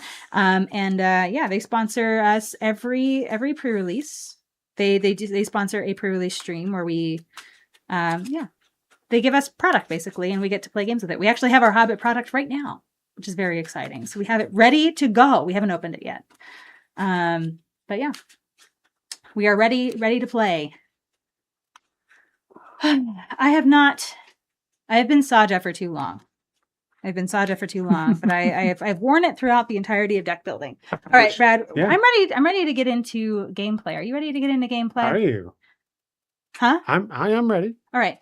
We rolled these fun little D20s. And they're not little. They're roughly fist-sized D20s that we got from Nerd Gear, and they're very fun. If you want to get one, we have. Let me see here. That link should take you there, and you can save some 10% on your order at Nerd Gear if you use Steel City MTG. But this is one of the fun things that you can get there. It's a bouncy D20. Did you roll a 20? No, I just set it on my play mat. I have a 9. Can you beat a 9? Odds are in my favor. Odds are in your favor, and I don't like that. But not enough for... I get to go first, and I'm playing red. I love that. I'm so excited. Everything's coming up, Steph. Also, our friends can go to nap time. Yes, thank you so much for your emotional support, Fleem. We appreciate you. 3, 4, 5, 6, 7. Y'all, this has already been so fun. Thank you so much for hanging out with us tonight. Brad, I think we did well. It's 11:20. We have, if we spend 45 to 50 minutes playing, that means we're out of here at like 12:10, 12:15. Not bad. That's not bad. We caught up. Look at us, professional streamers keeping things on schedule. Darn right. We're not professional streamers. It is very exciting. I know. You'll get to sleep tonight. You're welcome, East Coast people. You're welcome. Okay. All right.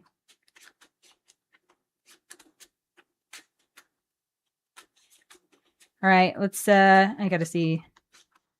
Do one more thing here. I think my curve is pretty good. I love that I have 2 1-drops. That's kind of good. I like that. We do need more emotional support as we're playing the game. Thank you for clocking that. When we have Fleem coming back to hang out with us here, and we have Valgavoth as well. We love it. The boys do need to keep. It's true. They've been off for 10 days. Trapped in the basement or otherwise. I feel like Valgavoth, that's kind of where he wants to be, right? Yeah. Fleem is still a little bit distraught about it, I think. He doesn't seem like someone that likes to be trapped in a basement, so. People sleep at night. I know. Most people do. Stephanie doesn't, because Stephanie had some espresso tonight so that she could talk real fast and talk real good tonight. I did the espresso thing. So I will be awake this evening, probably scanning cards and putting things in our Maniple storefront. So hooray for me. I can't take that starting hand. That's a really bad one. They were on unpaid time off. We got to get them paid. I agree. I'm going to keep this, but I had to mulligan already once. I've already had to, so this is my mulligan here. So 5, 6, 7. All right. Okay. I will keep this. Enthusiastically so as to intimidate you. Yes, absolutely this. Yes, absolutely that. Absolutely this. Okay. Well, you're first. I have to discard a card. I will discard this card. Okay. I will play a forest, and I will pass. Draw. I have Island Soul Ring. Valgaboth canonically specifically does not like being trapped in a basement. I guess that's true. He like... So the story is he was like trapped somewhere and then he like escaped or whatever and ate the house and ate the world that contained the house, and yeah, it was like a whole thing. All right, what do you have? You have a Soul Ring, turn one? That's yep. I love playing against Soul Ring in Sealed. It is so fun. I'll pass. Wow, Brad is really good at this game. Okay, I'm going to draw. It's always a good time. I'm going to play a Swamp. I'm going to exile Simian Spirit Guide from my hand and pay 2. And Jund him out? We're going to Jund him out! Yeah! All right. I have a D6 from our good friends, the Spike Feeders. The Spike Cactus is, of course, the 6. And so we have Abrupt Decay, Blightning, Bloodbraid Elf, Lightning Bolt, Liliana of the Veil, and Tarmogoyf. We're going to just do 1 through 6 down that list, and then we're going to see what we get. 3. We have Bloodbraid Elf. That's a pretty good one. That's a good one, and I get to cascade on that. Ooh, big raid from Carlo. Hi, Carlo. Thank you so much for sending your community over to us. I got a shout out here coming in. Hi, Carlo. Thank you so much. Y'all, if you aren't already following our good friend Carlo over at Carlo MTG, please do so. Carlo is going to be hanging out with us at Command Fest Toronto at the end of the month. But y'all, it's great to meet you. Hi, I'm Stephanie, and that is Brad. We're Steel City MTG, and you caught us on a great night. We're playing some 1v1 Sealed here with some Mystery Booster 2, and this is our very first game. Nay, the second turn of the game. Brad played a turn 1 Soul Ring, and so it looks like we're playing Commander, but we're not, I promise. I just junded him out. And I'm making a Bloodbraid Elf token, so I get to cascade for 4, which is great. So I'm going to go ahead and just do that here. But it's great to meet y'all. Brad and I play 1v1 Sealed a lot, roughly twice a week. So you can, if you give us a follow, you'll see that we go live on Sunday nights at 10 p.m. and on Wednesday nights at 10 p.m. But this week, we're also going live at 12 p.m. on Friday to give you a sneak peek of The Hobbit. We're going to do a pre-release at home with The Hobbit to show you all what the limited format's going to be like. We'll do a little bit of a slideshow. And if you've never been to a pre-release before, it's going to be a very new player-friendly stream. We're going to tell you about pre-release itself and tell you about how to build a sealed deck and things like that. So, so it'll be a great stream on Friday at noon, but it's great to see you all here, even if you can't make any of those. Thanks for hanging out with us. All right, I'm going to cascade for 4 really quickly. Yep. Non-land, right? Yep. Elvish Harbinger. When that comes into play, I may search my library for an elf card, reveal it, and shuffle it and put it on top. I think I'm going to do that. I'm going to search my library for... the thing that blows up my Soul Ring? The thing that blows up your Soul Ring. Exactly. See, you get it. You get it. Masked Vandal is going to go on top of my library. Yes, we love this. We love this. You cannot wait for Smaug Common to do many drive-bys in that format. Yes, I agree. Opening a Soul Ring out of a booster pack. I know. It was his Future Sight card. I love playing against Soul Ring in draft. It's like my favorite thing ever. But you're so prepared. I don't know what you're complaining about. I know. But it's great to meet you all. Thank you so much for hanging out with us tonight. All right, so Masked Vandal is going to go on top of my library. I'm going to make a Bloodbraid Elf token. This has haste, I believe, and it's a 3/3? 3/2? We have chat for this. Okay, so it's 2 red green. It's a 3/2 with haste and cascade. Beautiful. I would like to attack you for 3, Brad. I'll take 3. Wonderful. And it is your turn. I suspect turn 2 Bloodbraid Elf is better than turn 1 Soul Ring. I hope so. Play this Plains, and I will play a Hushbringer. 1/2 flying and lifelink. Creatures entering the battlefield don't cause abilities to trigger. As a sword. And it has pointy ears because it's an elf. I will pass to you. Okay, untap and draw the Masked Vandal. We love it. All right, I will. Creatures entering the battlefield? Yes. Beautiful. Okay. And that is a 1/3? 1/2. 1/2. Okay. I will play a swamp. I will pay 2 mana to cast Warbriar Blessing. I'm going to enchant this creature. It's going to get +0/+2. When this enters the battlefield, enchanted creature fights up to 1 target creature I don't control. Okay. I would like to fight your flying creature there. I will gain 1 life. I love that. And then I would like to pay 2 mana. Actually, I don't have a creature in my graveyard. Yeah. I lied. We don't want to do that just yet. Actually, I'm going to pay 2 mana for a Sakurath Tri-Builder. We love that. There we go. Hi, Steve. Okay, Brad, I'm going to attack you with a 3/4. I will take 3. Beautiful. It is your turn. Untap. I'm going to turn my creatures the same way. I'm not a psycho. Carlo, how was your stream tonight? I hope it was fun. Raiders, how did things go?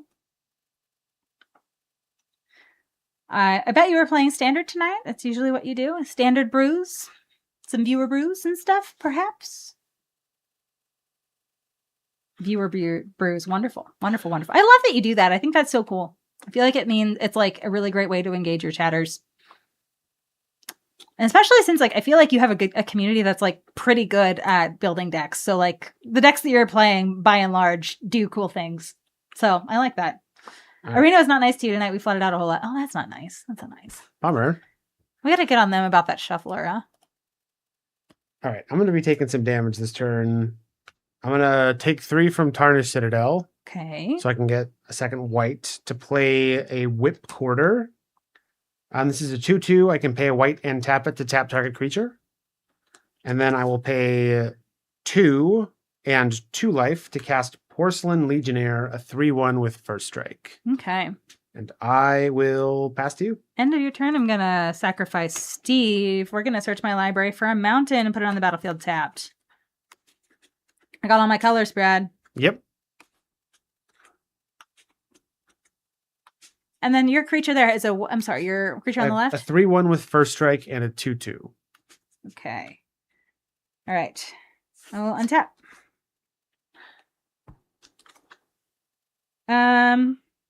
I will draw for turn. I would like to pay 2 for the mask. How many cards do you have in your hand? 2. Okay, I would like to pay 2 for the Masked Vandal. When this enters, I'm going to exile Steve from my graveyard, and I would like to get rid of your 3/1 first striker. Absolutely. And then I would like to go to combat. I would like to attack you with this 3/4. I will take 3. Beautiful. We love to see it, and I will pass the turn. All right. Untap and draw. Play Halimar Depths. When this enters, I look at the top 3 cards in my library, put them back in any order. Everybody's playing the most annoying land destruction decks. Oh no, really? In standard? That kind of is sad. You have much respect for Carlo. Standard is where joy goes to die for you. Yeah, Carlo, I feel like, is just such a great vibe all the time. Even if the format's not being nice to him, even if the arena's not being nice, he just is great. Super great guy. Put him Who's back playing like land that. destruction decks in standard right now? That's what I'm wondering, Carlo. I don't play a lot of standard, but I haven't seen any of it when I have played.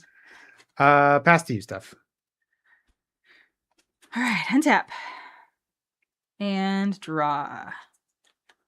Beautiful. All right. How many creatures do you have in your graveyard? 1? 1. Okay. I will play a land, and I'm going to pay 4 here for the Corpse Augur. When this dies, I draw X cards, and I lose X life, where X is the number of creature cards in target player's graveyard. All right, Brad. I would like to attack... Sorry? Before you go to combat. Oh, no. I'm just going to tap your Bloodbraid Elf. That's not very nice of you. All right. I would like to attack you for 2. Take 2. It is your turn. All right. You play the Jeskai Lessons deck with Avengers Disassembled and Price of Freedom. Very nice. Okay. All right. 1, 2, 3, 4, 5, 6, 7. The Striped Riverwinder. Okay, 5/5 with Hexproof. That's not very nice. 5/5's bigger than my guys. Yes, I'm hoping that maybe this will buy me some time to figure my life out. Pass to you. To figure your life out. Yes, I do got to do some figuring of my life out. All right. You have 5 life. I have 5 life. I'm going to draw. All right. I would like to go to combat. Yep. I would like to attack you with all of my creatures. Okay. Your Bloodbraid Elf, I'll block with my 5/5. Yes. What are your other creatures? This is a 4/2, a 1/2, and a 1/3. I will block your 4/2 with a 2/2. Beautiful. All right. I would like to then pay 2 to cast Incinerate, and I would like to target your it's hexproof. Yes. Oh shoot. Okay, well then I would like to target your other guy that's blocking my 4/2. You'll take 2. I'll take 2. And then my 3/2 dies. And we are going to figure this out. We're totally going to figure this out. Nothing is wrong. Everything is fine. And then that is all. Go ahead. Right. Untap and draw. I will play a Shoreline Ranger. A 3/4 with flying. I will pass to you. Okay. I will untap. I will draw. Okay. I will... I'm going to attack you for 4. I will block with a 5/5. Beautiful. When this dies, I will draw 2 cards and lose 2 cards, where 2 is the number of creature cards in target Brad's graveyard. You're going to draw 2 cards and lose 2 cards? Lose 2 life. I apologize. We're 2, right? So I'm going to draw 2 cards. Yes, I have 2 creatures in my graveyard. And I will lose 2 life. Okay. Right. I will play a mountain. And I will pay 5 mana for the Spike Colony. It enters with 4 +1/+1 counters on it. And I will pay 2 mana for the Jade Mage. Okay. And I will pass the turn. Spike Colony. Okay. I can pay 2 to remove a counter from it and put a counter on something else. Got it. Untap and draw. Play this island. Pass to you. Okay. I will untap. I will draw. Probably just have it here. I think I do too. I will attack you with everything. Yep. I'll block your 2 biggest. My 2 biggest are these 2, and then I will pay 3 to move 3 of the 1/1 counters over to one of the creatures you're not blocking. Sounds good. We got there! We jutted them out. Only once. But I did. That was enough. That was enough, Brad. I'm not saying I doubt your commitment to Jundam out. That was enough. I'm so ready. I'm feeling good. Out. I'm feeling good about this. I'm hoping that you won't be able to turn 2 Jundam out and get probably the best card on there. I am undefeated since vacation. You're right. And we're gonna hold on to that. We're gonna absolutely hold on to that. JM, it's great to see you. I saw that you and Octavia have a new logo now, designed by Adriano Catani, who incidentally also did our logo here, which is very nice. I love that. Very cool. Y'all, if you aren't already following Trying Casually Games, please do so. I'll do an official little shout out thing here, because why not? Y'all, JM and Octavia play Commander, I believe, at least once a week, sometimes twice a week. I think twice a week usually is question mark what you do. I think so. But yeah, definitely give them a follow. They are wonderful humans and a lot of fun to hang out with and play games with and watch playing Magic. We twinsies. We totally twinsies. Adriana's great. All right, Brad, do you want to go first this game? You get to decide because you lost. Game. I'm so chill. I'm so chill. All right. We love this. All right. Oh, well, this card is upside down. Danger. Perfect. I'm sure that bodes well for me. 3 times now, and you're building a calendar deck for Atlanta. Oh, very nice. Very nice. So you mean you play 3 times a week? Is that what you're saying? Mulligan. Yep. Is it a Hercules mulligan? I think so, yeah. I feel like I mulligan a lot more on this stream than I do in any other time I play Magic. Is this a good thing? I feel like no. I feel like starting with 7 cards is better than starting with 6 cards. I just think I spend most games with 6 cards. I'm going to keep this starting hand, and it is really good.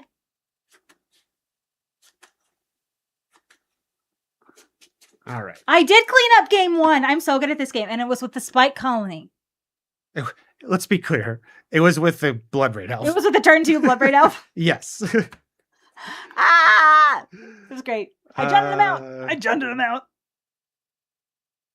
Okay. Listen, Quinn, I know I'm playing the color red, and so I have a responsibility to you, and I'm doing my best to hold up my end of the bargain here.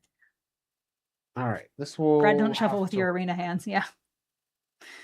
All right. Philem, thank you so much for your emotional support. We appreciate you, and I believe Valgavath is off duty as well. Very nice. Good job. All right. You ready? By the way, what are you saying? We'll see you in Toronto later this month. I love that. I'm so excited. It's going to be so fun. If you use the code Steel City at checkout, you save money. It's great. I think it's like $5 off or something. It's a $5 off a commander package. So yeah.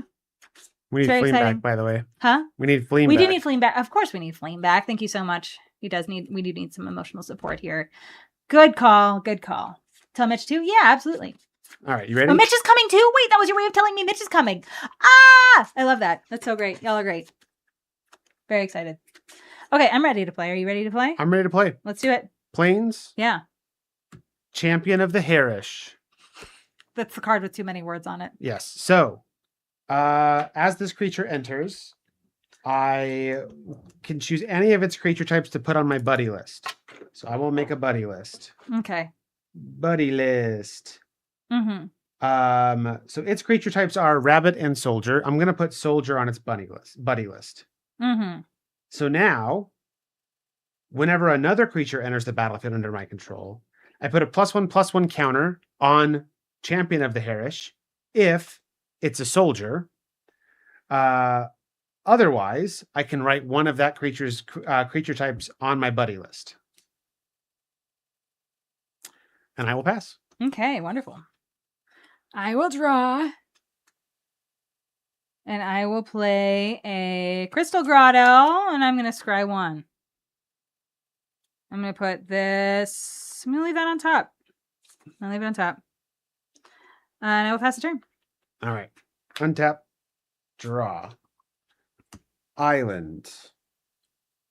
I will pay 2 and 2 life. Boop, boop. For my Porcelain Legionnaire, which is a soldier. The soldier. So we'll put a 1/1 counter on my Champion of the Harish. Yeah. I would like to go to combat. Okay. I would like to at you for 2. I'll take 2. I don't like it, but I'll take it. You're getting an early start this time, and I don't like that. I will pass. Okay. I will draw, and I will play a forest. I love that I was surprised by the card that was on the top, and I shouldn't be. So I'm going to pay 2, but filter 1 into Crystal Grotto for a red, so I can play my Orcish Lumberjack. And I will pass the turn. Okay. Untap. Draw. What's the deal with your Orcish Lumberjack there? It's really good. I can tap it and sack a forest to add 3 mana of any combination of red and or green to my mana pool. And what are its stats? It's a 1/1. All right. But I have to sacrifice a forest. I'm blowing up my own lands. I'm going to combat. Yeah. 5. I'll take 5, and I don't like it. And then I will play the Hushbringer. And I will pass to you. I don't like that. I'm going to untap and draw. Okay. We are going to play a forest. I'm going to tap this one and add green. I'm going to tap this and sacrifice this one to get 3 red, plus these 2. Actually, yep, 3 red plus, that's 6 mana. I don't need 6 mana. What do I want?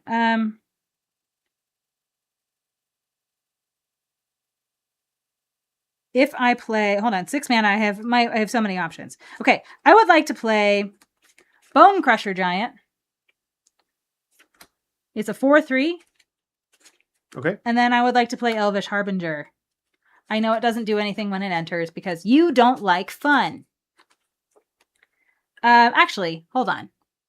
Champion of the Harish. I need to deal with that. So no Elvish Harbinger. I'm going to play Incinerate, and I would like to incinerate your... gosh darn it. I think I need to incinerate the... So Champion of the Harish is now a 2/2? Yes. But it gets bigger when you play... If I play another soldier. Oh, because you get to choose all the... Okay, got it. Yeah. It either gets a counter or I can add a creature type to the list. I'm going to deal 3 damage to your Hushbringer. Sure. I have 1 mana left, and I think it's just going to fizzle. And then I will pass the turn. I have a 4/3. So Alter, I couldn't buddy because Hushbringer shuts off ETBs, and adding something to the buddy list is an ETB. Brad's not here to let me be jacking it. What? Come on. This is a children's show. All right. Playing a land. It's not a children's show. You have a 4/3 over there? Yeah. I would like to attack you with this 3/1 that has first strike.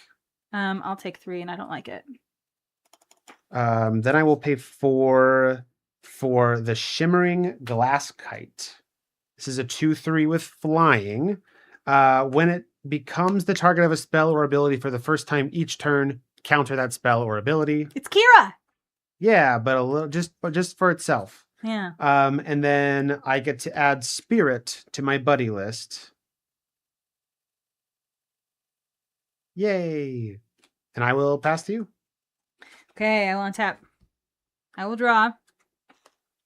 Okay. I am going to play a swamp. I'm going to pay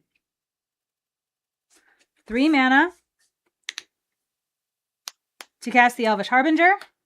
I'm going to go find the thing that destroys your first striker, Masked Vandal. I'm going to put it on top of my library.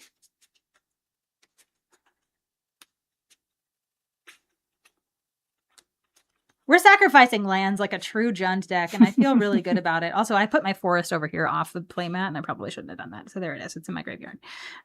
Beautiful. Masked Vandal's going to go on top of my library. And then I would like to tap Orcish Lumberjack. We're going to sacrifice this forest for 3 red mana for the Ball of Lightning. Ball Lightning. So you have a 2/2, and you have a 2/3? Yep. I'm going to attack you with this 4/3 and with this 6/1 that has Trample. I'll take 10. Whoa. I feel strong. I'm going to pass the turn. All right. Untap. Draw. Play a land. I could have stewed the conies. Lumberjack. Okay. Oh, that's what you're talking about. Okay. Got it. Everything's fine. Nothing is wrong. All right. I will pay 5. I will play Alharu Solemn Ritualist. A 3/3. When it enters the battlefield, I put a 1/1 counter on each of up to 2 other target creatures. Yep. And then when a non-token creature I control with a 1/1 counter on it dies, I make a 1/1 spirit with flying. I'm going to target Porcelain Legionnaire and Champion of the Harish. Hi, Mark on TikTok. It's great to see you. I'm Stephanie, and that's Brad. Nice to meet you. Yeah, Steph, get that Ball Lightning out of here. Okay, sorry. It's gone. It's gone now. I just really like face. looking at it because it dealt 6 damage to your face. Cheaty face. I know. Thanks, Tim. I'm going to combat. 2 in the air, 3 and 4 with first strike. So 3, 2, 3, 4 is 9. I probably shouldn't take that. But also, I can't cast my Masked Vandal. I was going to say, if you lose that mana door, can you cast... We're going to go to 1. All right. We're going to go to 1. All right. Brad has all tapped creatures. I think I can handle this. I got 1 untapped creature. Oh, that's right. But that's fine. That's fine. I think I can handle this. Pass to you. I don't know if I can handle this. We're going to see. Everything's going to be great. I'm going to untap, grab my Masked Vandal. Okay. I would like to tap 2 to play 2 to play the Masked Vandal. When this enters, I may exile a creature from my graveyard. I will exile Ball Lightning. Look at that synergy. I know, and we're going to get rid of your first striker. Is that exile it? Yeah. Right. I think I made a mistake. I think I miscalculated. Because you have a flying creature, and I just died to that. So here's what I can do. I can attack you with this 4/3 Bone Crusher Giant and feel really good about it. I'll block with my 3/3. That sounds great. We're going to trade. And then I roll over and die to you on your next turn because I made a strategic error. We did it. That's fine. I sacrificed too many forests is what it came down to. I sacrificed way too many forests. But you know what? If I'm a Jund deck and I'm not sacrificing too many forests, what am I doing? All right, we're going to go to a real actual factual game 3 here, friends. This is for all the bananas. And the marbles. And the marbles. And the channel points. And the channel points. There you go. The channel points. Bad Agenda, it's great to see you. Hello from the Mariners game. You're at the Mariners game. That's so exciting. Cooper, and you just saw the benches clear for some reason. Okay. That's very strange. But it's great to see you. I'm so glad that you're at I hope you're having fun. But yeah, it's great to see you. Both games, you don't think you saw mountains for Steph. I know. I had to go find a mountain in my first game. I had to go find it with, what did I find it with? Steve. Found it with Steve. Found a mountain with Steve. Stephen Long. With Stephen Long. Yes. Yes. Yeah. All right. I'm actually going to run a very quick ad here. It's going to run it in 2 minutes anyway. So we'll be back in 90 seconds, y'all. But it's great to see you. Thanks for hanging out with us tonight. We'll be back very shortly. But yeah, we're going to just do some shuffling. We are speeding through these games. Listen, you and Brad, we are professionals. We are. We did a 20-minute, this is what we did for the last 10 days slideshow ahead of our normal content. And we're on schedule. We're being respectful of the time of our viewers who like anticipate a roughly 12:30-ish stream end time. So yeah, look at us being respectful of everybody's time. Go us. Steph cleared the forest with reckless abandon. I did. And I played a ball lightning with it and I swung with it. I felt really good. I felt really good about that. I felt really good about my bad decision. Does that make it a bad decision?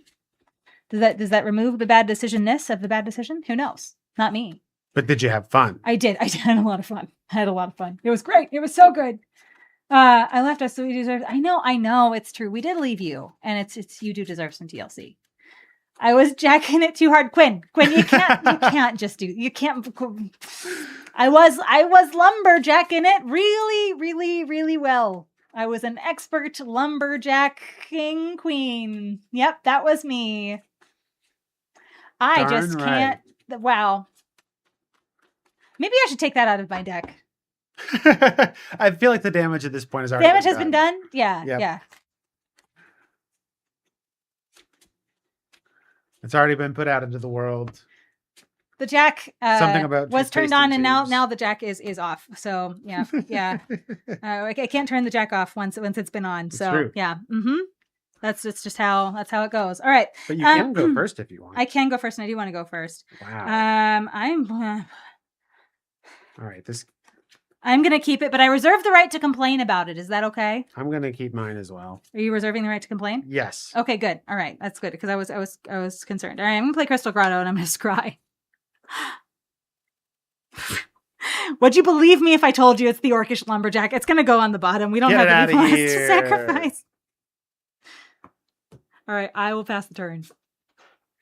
Draw, play up, planes, and pass. Okay. I will draw.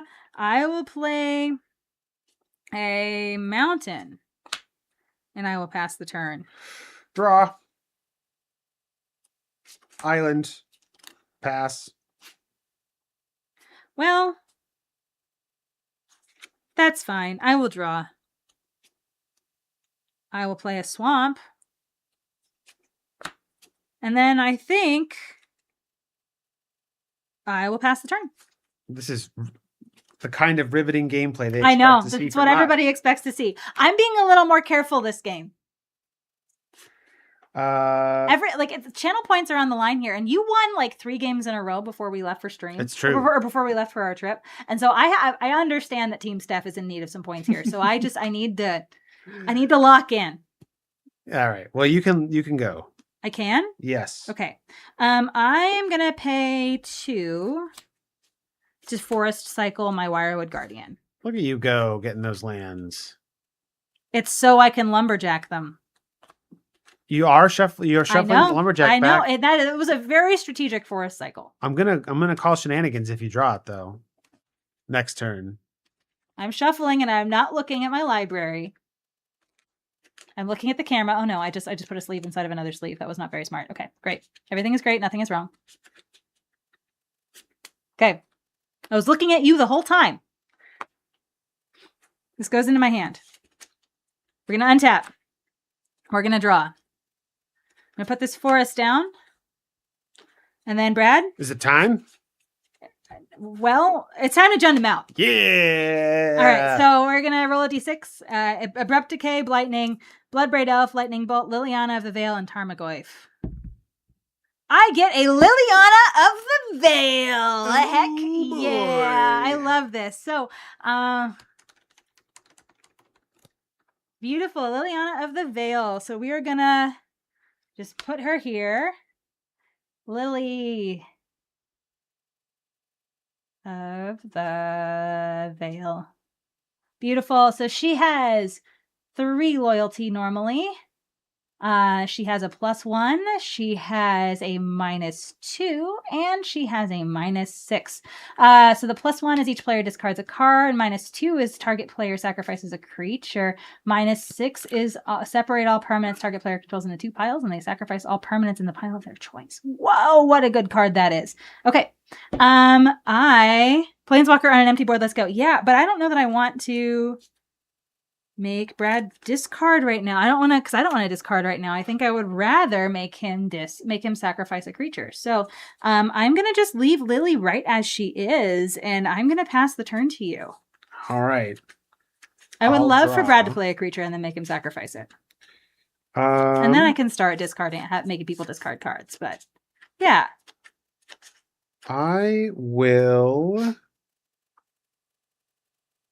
I'm going to play this Halimar Depths. Mm-hmm. Look at the top 3. Yep. 1, 2, 3. Put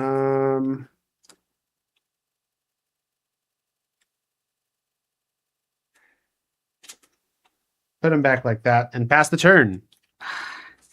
Well, Brad doesn't like fun, I guess, huh? I'm not exactly jazzed about the idea of running out a cool creature into your Liliana. Well, you could just run out a less cool creature, right?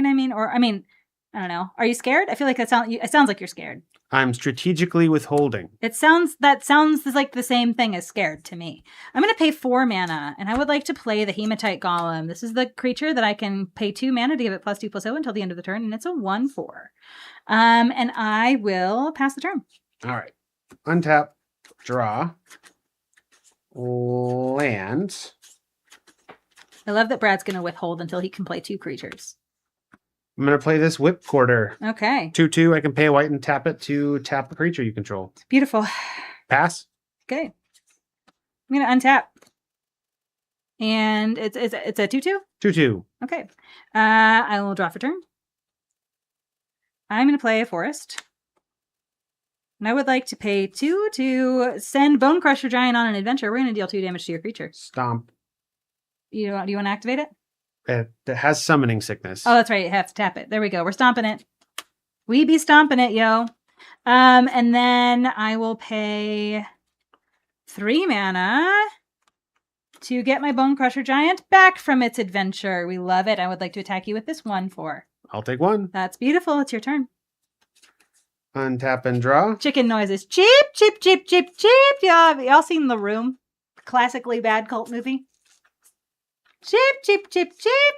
You're my favorite customer. Land. Play an Abzan Battle Priest. That's the +1/+1 counters have lifelink? Yeah. And then it's a 3/2? 1 counters. Yeah. And then 2 and 2 life for the Porcelain Legionnaire. I don't know what that is. The 3/1 with first strike. Oh, I love that. Beautiful. Pass to you. Untap. And draw. I've been waiting for this moment for all my life. All right, I'm going to cast Incinerate. I would like to incinerate your 3/1. 3 damage to it, and it's cannot be regenerated.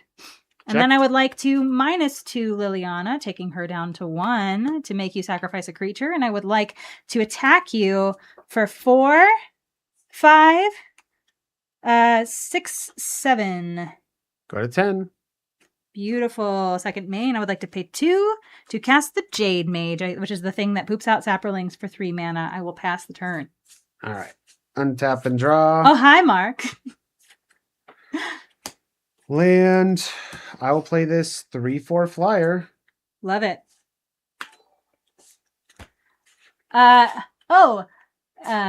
CA Ladiness? Caladinus? I don't know how you say that. 6. Thank you so much for the follow. It's great to see you. I'm Stephanie, and that is Brad. Nice to meet you. Hi, friend. Right. It is your turn. My turn. Yes, your turn. Cal Adonis. Cal. All right, Cal. It's great to see you. Hi. Nice to meet you. All right, I'm gonna untap. And your creature is a 2/2, or your creature 3/4. A 3/4. I don't like that. How many cards do you got in your hand? 3. Okay. I will draw. All right, I would like to +1 Liliana. We're going to each discard a card. Island. I would like to discard Sakura Tribuilder. And then I would like to... A 3/4, huh? Yep.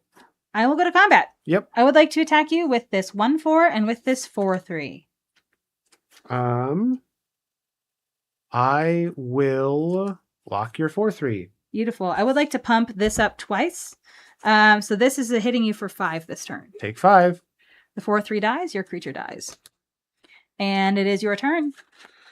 Untap we might have and him here. draw.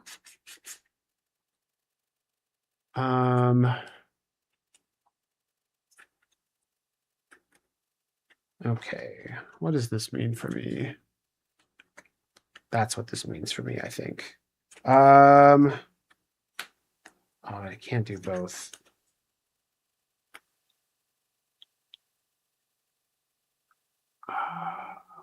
But I think I'm getting real ready for you to move to the rollover and die step, Brad. Soul Ring. Yeah. And then I am going to cast Ledger Domain.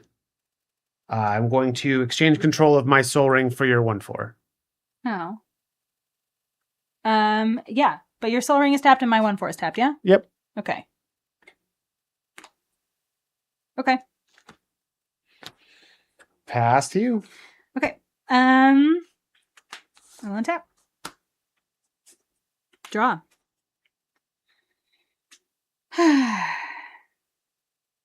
Okay. I will Lily you. I want you to sacrifice your creature, please. There you go. Lily is dead. Thank you so much for your service, Lily. And then I am going to pay 6, except 2 of that is going to just stay here. I'm going to pay 6. I'm gonna pay 6. Yeah. 6 mana for the Symbiotic Beast. It's a 4/4, and when it explodes, I make 4 1/1s. I will pass the turn. Okay.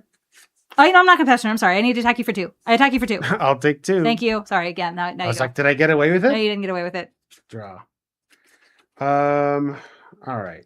Let's play Expressive Iteration. Uh-huh. So I'll look at the top 3 cards in my library, put one in my hand, one of them on the bottom, and I exile one of them. I can play the exiled card. I'll exile cards. 1, 2, 3. One in my I'm not at 1. I'm at 20, right? Yes. One on I haven't actually taken anything bottom. yet. You got me last game, but you didn't get me this game. This game Exile I've been this. super ed. Play it.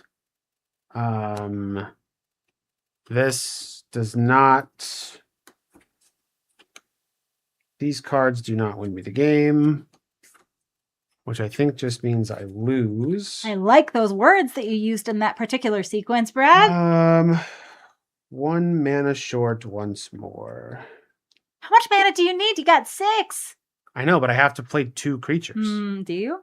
To not die, yeah. I have a 2/1 and a 4/4. Right, but neither of these creatures can kill your 4/4. But I have to play something, so. Hey, chat, do you remember how I feel about big monsters? Do you remember? Did I articulate it well enough earlier? I'll play Alharu and pass. Okay. This is a 3/3. I will untap. And I will draw. I will play a swamp. And I will go to combat. Yep. I will attack you with the team. I'll block your 4/4. That sounds great. My 4/4 doesn't die. Your 3/2 does die. And my 2/1 hits you. Take 2. Beautiful. Second main. I have what? This is 3 green mana. No, I only want 2. So I'm going to make 1, 2, 2 Saprolings. Yeah, I'll make 2 Saprolings. We have 2 1/1 Saprolings right here. Okay. I will then pass the turn to you. All right. Untap, draw. Sap. And Saprolings are really just happy mushrooms, right? Champion of the Harish. And I will cast and kick this Battlewing Mystic. When it enters, if it was kicked, I discard my hand and draw 2 cards. I have none cards, so I will draw 2 cards. Beautiful. 1, 2. Sounds like Brad needs beefier, boys. Yeah, of course he does. Yeah, I just lose. Do you? Yeah. Are you going to move to the rollover and die step? I am. I drew a beefy boy that I can't cast. So I can draw, and then I can just attack you with all of my guys. And I won't even block. I'm super dead. We got there, Team Steph. We got there. Hold on, wait. I need to go to the most important part of the whole stream, and it's when I can make the screen say Steph wins. I love that. Good job, me. Sorry, Team Brad. Team Steph, we got there. We've been in a little bit of a drought. I know, but Mystery Booster. This is normally my thing. Now, last time we played Mystery Booster, Brad won, and I don't want to talk about that. But I think I have found my center once more, and we just needed to go Jund. That's what we needed to do. We needed to go Jund. Brad, you can have your soul ring back. Jund. I don't want to look at that. Good job, Team Steph. We did it. We're back. We're so back. So happy. So back. Steph is giddy as a spoiler. I sure am. Listen, Cal. Nothing makes Steph happier than beating me up. It is, and you might be new. So Brad is my husband, and we play a lot of Magic together. Brad wins a lot of Magic, and this stream is kind of my happy place because our win rate's about 50-50, right? But the last 3 streams that we did, this 1v1 sealed stuff, he won. And he won 3 in a row. Now, granted, that came off the back of me winning 3 in a row, but I have been like thirsting for blood for weeks at this point because we were gone for the last 10 days. So really, I just really needed this. My pride really needed this tonight. So you're just going to have to let me have this. But yes, y'all, that was so fun. Mystery Booster is amazing. I had a lot of fun with it. I continue to have a lot of fun with it. And we have an unreasonably large amount of product. Of Mystery Booster. So we had a box saved up from last time, like a full 24 pack box, right? But this last festival in a box thing, we got 2 of them because this is our favorite set to play limited with. And so we have a total of, I believe, 6 streams of Mystery Booster 2 before we break into our one of in our collection. So I took a picture of our wall of packs the other day. If you see on Blue Sky, it's kind of crazy. It looks like a store, but it's not. It's just our house. But yeah, very exciting. All right, Brad, you want to tell people what went wrong, and I'm going to show people a visual aid for what we're going to do on Friday. What went wrong is the universe conspired against me. It was not a skill issue. It was all luck. You know what I heard from all of that? I heard I didn't jund him out enough. That's what you said. You didn't jund him out enough. I junded you out twice, and it worked great. I know, but when I had jund him out, I did it 8 times. Yeah, but the 2 times that I did it were extremely effective. I think I just learned how to do it better. That's exactly what I'm saying. It was all luck. Oh, okay. You junded him out and got the 2 best cards. Did I get the 2 best cards? Oh, well, I guess your life is really hard then, huh? It is. Yeah. The universe is conspiring against you. That's what I said. The universe is conspiring against me. Yeah. All right, friends. For more 1v1 sealed fun, you can find us here on this stream on Sundays and Wednesdays at 10 p.m. Eastern. But this coming Friday, we are going to be playing at noon, and we do that every pre-release weekend, thanks to our local game store that works with us. But yes, we have 12 packs of The Hobbit. We're going to be doing some 1v1 sealed with that. So pre-release at home. Thanks to our local game store, The Vault, for providing us with products that we can play with. We haven't opened any of these packs yet. We have had a complete restraint. We're very, very big on. We want to open packs the same time everybody else is opening packs. We're not going to touch it until Friday. Play games with them. Huh? So we can't open packs and not play games. It's true. It's true. And we're not even playing test games with them. We're just gonna leave hands off until Friday. But yeah, we will have a slideshow prepared for you. And if you have any friends who are playing in their pre-release event this weekend, maybe it's their first event, maybe they're a little insecure about going, or they haven't played a pre-release event in a while, our stream on Friday, it's going to be very keyed to new players. We're going to be going through not just the format itself for The Hobbit, but we're also going to be talking through what kinds of things we think about whenever we're building a sealed deck, what kinds of things we think about when we're going into pre-release, and just kind of talking through what players can expect whenever they go to their game store for this event. So hopefully you'll feel really well prepared. You'll watch us make all of the mistakes that you don't have to. We're here to help you. We are here to help you. Y'all, I think this was really fun tonight. I'm so glad that you all showed up as much as you did. We are just so grateful to have you all here with us in our community. And when I say we miss you, I'm not just blowing smoke. We really, really, really did miss this. We missed spending time with you all, and we're very excited to get back to the grind. We're going to do our very best to not miss very many more streams. I think we have to miss one over Command Fest weekend just because we have to stay late on Sunday, and but we'll make it. I'm working the event, so I can't leave early. I have to be there the whole time. So that's just one stream. It's just one stream, and we're going to try to make it up that week. So, but yeah. We adore you all. Thank you so much for your time this evening. Our good friend Jaffer is streaming right now, and I'm going to check just to make sure that he is still... yeah, he's still playing right now, it seems. So I'm going to go ahead. We're going to start this raid. Y'all, if you aren't already following Jaffer, please do me a favor and do so. He is wonderful. Let's see. You have a friend that wants to do pre-release, but is very nervous for going the first time, especially being... Okay, beautiful. Send her to our stream. Absolutely. Absolutely. Wow. And the VOD will be up even if she can't attend live. So, all right, friends. But we will see you all Friday at noon and then again Sunday at 10 p.m. Eastern. Thank you so much for hanging out with us. And go be wonderful to Jaffer. Jaffer is wonderful, so be wonderful back. And then, yeah, we'll see you all later. We adore you all. Mwah, mwah, mwah. Have a wonderful evening. Bye, friends. Goodbye.